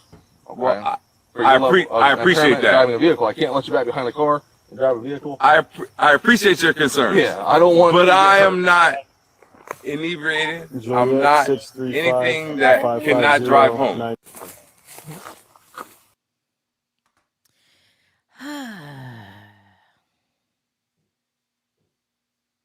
I'm gonna tell you right now, Michael Jordan shouldn't be embarrassed because I would blame Michael Jordan. Michael Jordan looked like he an alcoholic to me.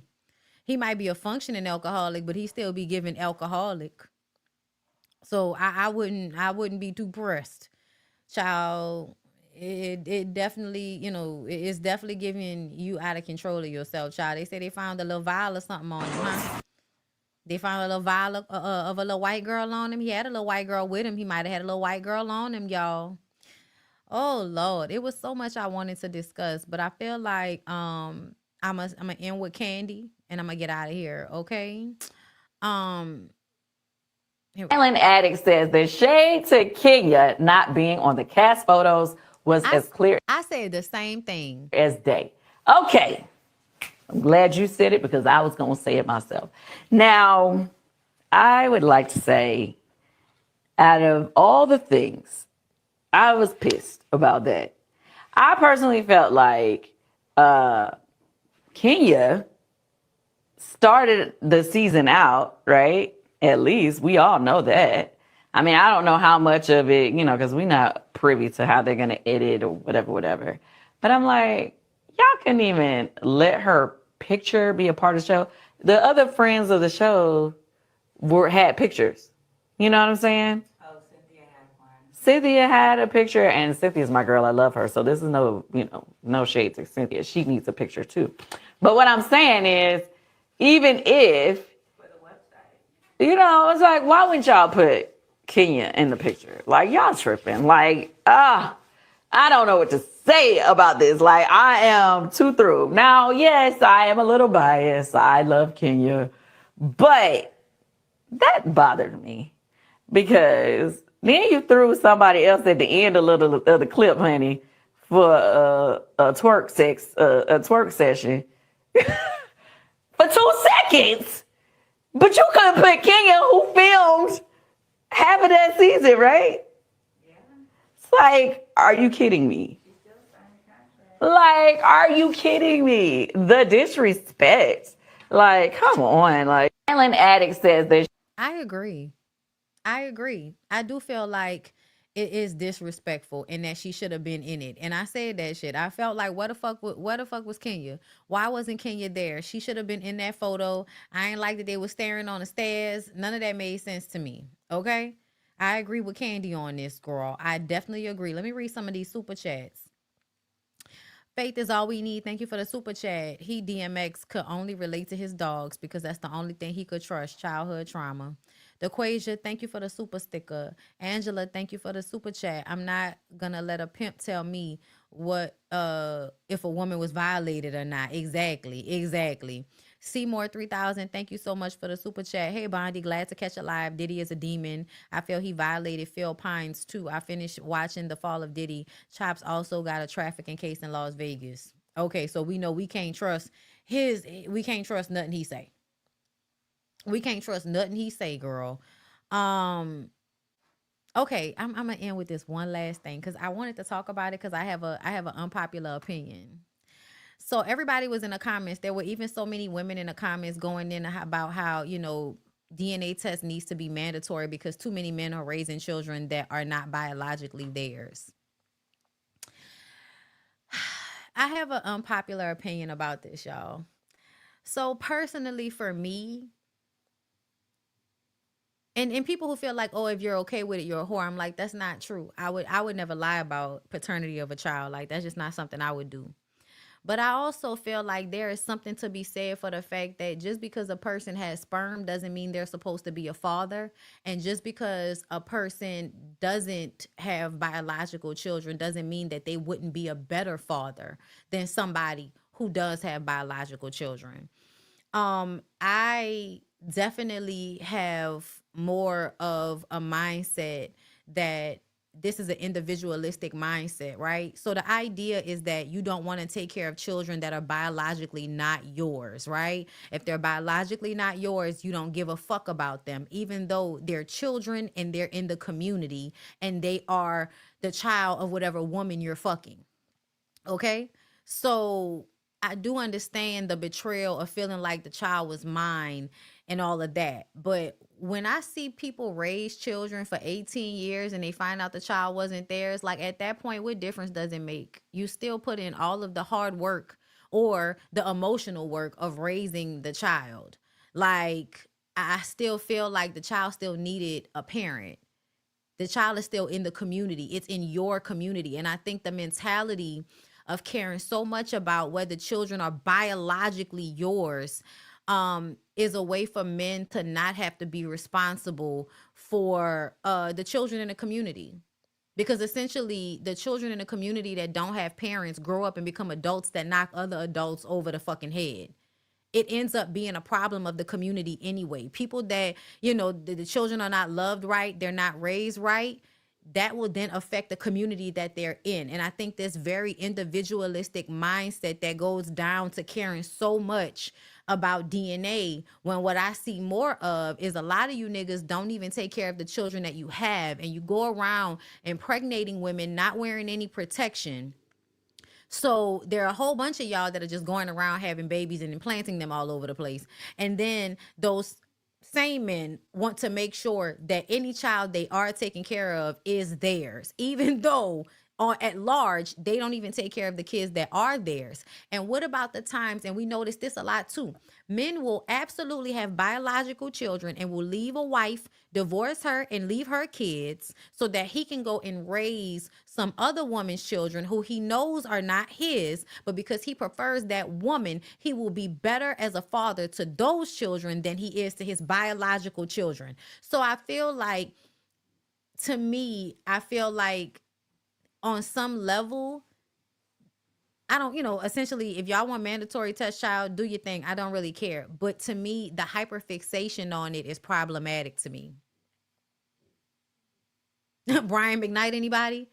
Like, the hyperfixation on if a child is genetically, biologically yours, as if the child, because to me, I still feel like when you've been raising a child and that child only knows you and you find out that they're biologically not yours, and then you adopt the I don't give a fuck about the child because that child is not biologically mine, even though emotionally you're the only parent the child knows. I'm sorry. I think people that do that are fucked up. And I know y'all like to focus on the fact that the mama lied and the mama is fucked up. That's fine. But at the end of the day, who's going to be right for the child? Who's going to be like, I love the child anyway, even if it's biologically not mine. I'm the only daddy they know.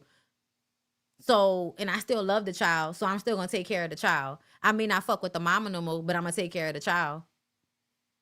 But a lot of men don't want to take care of children that are actually theirs. And that's what it makes me feel like. It makes me feel like y'all don't even want to take care of the children that are actually yours. So you want to make sure that the child fits all of these parameters, biologically yours, and please still like the mama on some level, because that's the only way y'all going to take care of the children. Not because they're an extension of you, not because they're a child and you're an adult in a community and the adults in the community are supposed to take care of the children of the community. But y'all don't, everybody don't think like that. And I feel like that's bad that y'all are more focused on whether the DNA is right. Do y'all put this much enforcement on if the men who are the fathers take care of them? Because to me, it's far more men out here that do have children that they don't take care of. I'm just saying. So for me, I think the fixation on something being biologically yours and all of that, like, that's, to me, that's about a selfish thing. It's about you. It's not about that child needing love. It's about you wanting a representation of yourself to be here after you're gone, as if you won't reincarnate anyway. I'm sorry, y'all know I don't know if y'all know I believe in reincarnation. I don't know why people think we've only been here once. That's crazy. Energy never dies. It doesn't even make sense that we would die and not come back. Like, that doesn't make any sense to me. To me, it makes sense that we just die and regenerate and come back into this stupid fucking system all over again. Ugh, when will it end? But yeah, automatic DNA, automatic child support. Hey, that's a way to think about it. And a lot of men don't want that. I heard Scrappy talking the other day about how, you shouldn't put your man, if you got a good baby daddy, you shouldn't put him on child support. So it's like, y'all can't have it both ways. If you want automatic DNA test, then niggas need to be automatically paying child support based on how much they need, how much the child needs, and how much they make. And y'all know how y'all don't like to pay child support. But a stand-up man is going to do that anyway. I don't feel like it's fair to the child or anyone involved to proceed without knowing who the father is. I'm not saying it is. I just feel like if that wasn't something that actually, like, if we were actually being good people, then I don't know why that would matter so much. If you want a kid and a girl gets pregnant with a kid and you decide that you're going to love and raise the child, like, if you find out it's not biologically yours, that should mean fuck the kid. You know what I'm saying? I don't know. But you're right. If we're gonna do automatic DNA tests, then we should do automatic child support. That's absolutely right. Let's roll with it. It's just such an obtuse conversation because one is very more prevalent than the other. It is. It's way more often that niggas are the daddy and aren't paying child support than women are catching up some dude that's not the daddy. Like, DNA test should be mandatory. This happened to my husband before we got married. He found out his daughter wasn't his when she was 5. He was devastated, but everyone needed to know, especially the girl. Yeah, I do feel like the truth always, the truth is always important, y'all. It is. But I do wish that people didn't have such a I don't give a fuck because it's not mine mentality. I do wish people, didn't have that mentality you know what I mean? Studs do it all the time. Don't they though? A stud will go and try to be a parent to anybody's child. Girl. If it's against women, they will magnify it every time. There was a story I read about a baby being switched at birth and the husband thought the wife had cheated and filed for divorce. Ooh, Lord.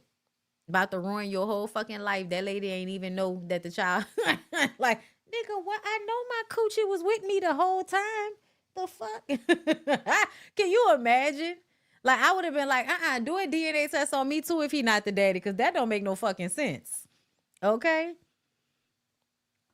I'm telling everybody, look, I would love for us to go to a different dimension, child, because the earth is ghetto. I wouldn't want to come back. Send me to another planet, bitch. Isn't there another planet in somebody else's universe some damn well? Okay? But yeah, like, it's not like I'm against it, but obviously I'm not against it because I feel like, the truth is important. But I do feel like, a lot of times it's just a scapegoat. You don't want the child to be yours, even if it is yours. Like after all of those years of watching Maury and Divorce Court and, Paternity Court, all of those shows, what you see more often than not is niggas don't want the child to be theirs. They just don't want to be responsible for somebody else. Even though they had unprotected sex, even though they were irresponsible, they don't want to be responsible for that child. And so they hope and pray that it's not theirs, to the point that how many times have y'all seen, as soon as they say to daddy, you are the father, niggas is running all over the place and crying and acting a fucking fool. And to me, that's such a fucked up, immature way of thinking about all of this. Like, you don't want the child to be yours, to the point that, oh, we need to make sure. It's because you don't want the child to be yours. Like, that's to me, that's what it all boils down to. Y'all don't want to take care of these children. And it's really sad, because if y'all don't want to take care of these children so bad, it would behoove you to wear condoms or go get a fucking vasectomy. But because y'all feel like y'all dick producing children is the only thing that makes y'all real men, not actually providing and taking care of those children, you don't want to not be able to physically have them. Even though you don't want to physically take care of them. Girl, the world don't make no sense. Not us actually having to explain what a stud is. That's hilarious. Anyway, y'all, I'm about to go. I'm done. I've had enough. I love y'all. I hope y'all enjoyed this long ass live. I did the best I could, child, with the subject matters at hand.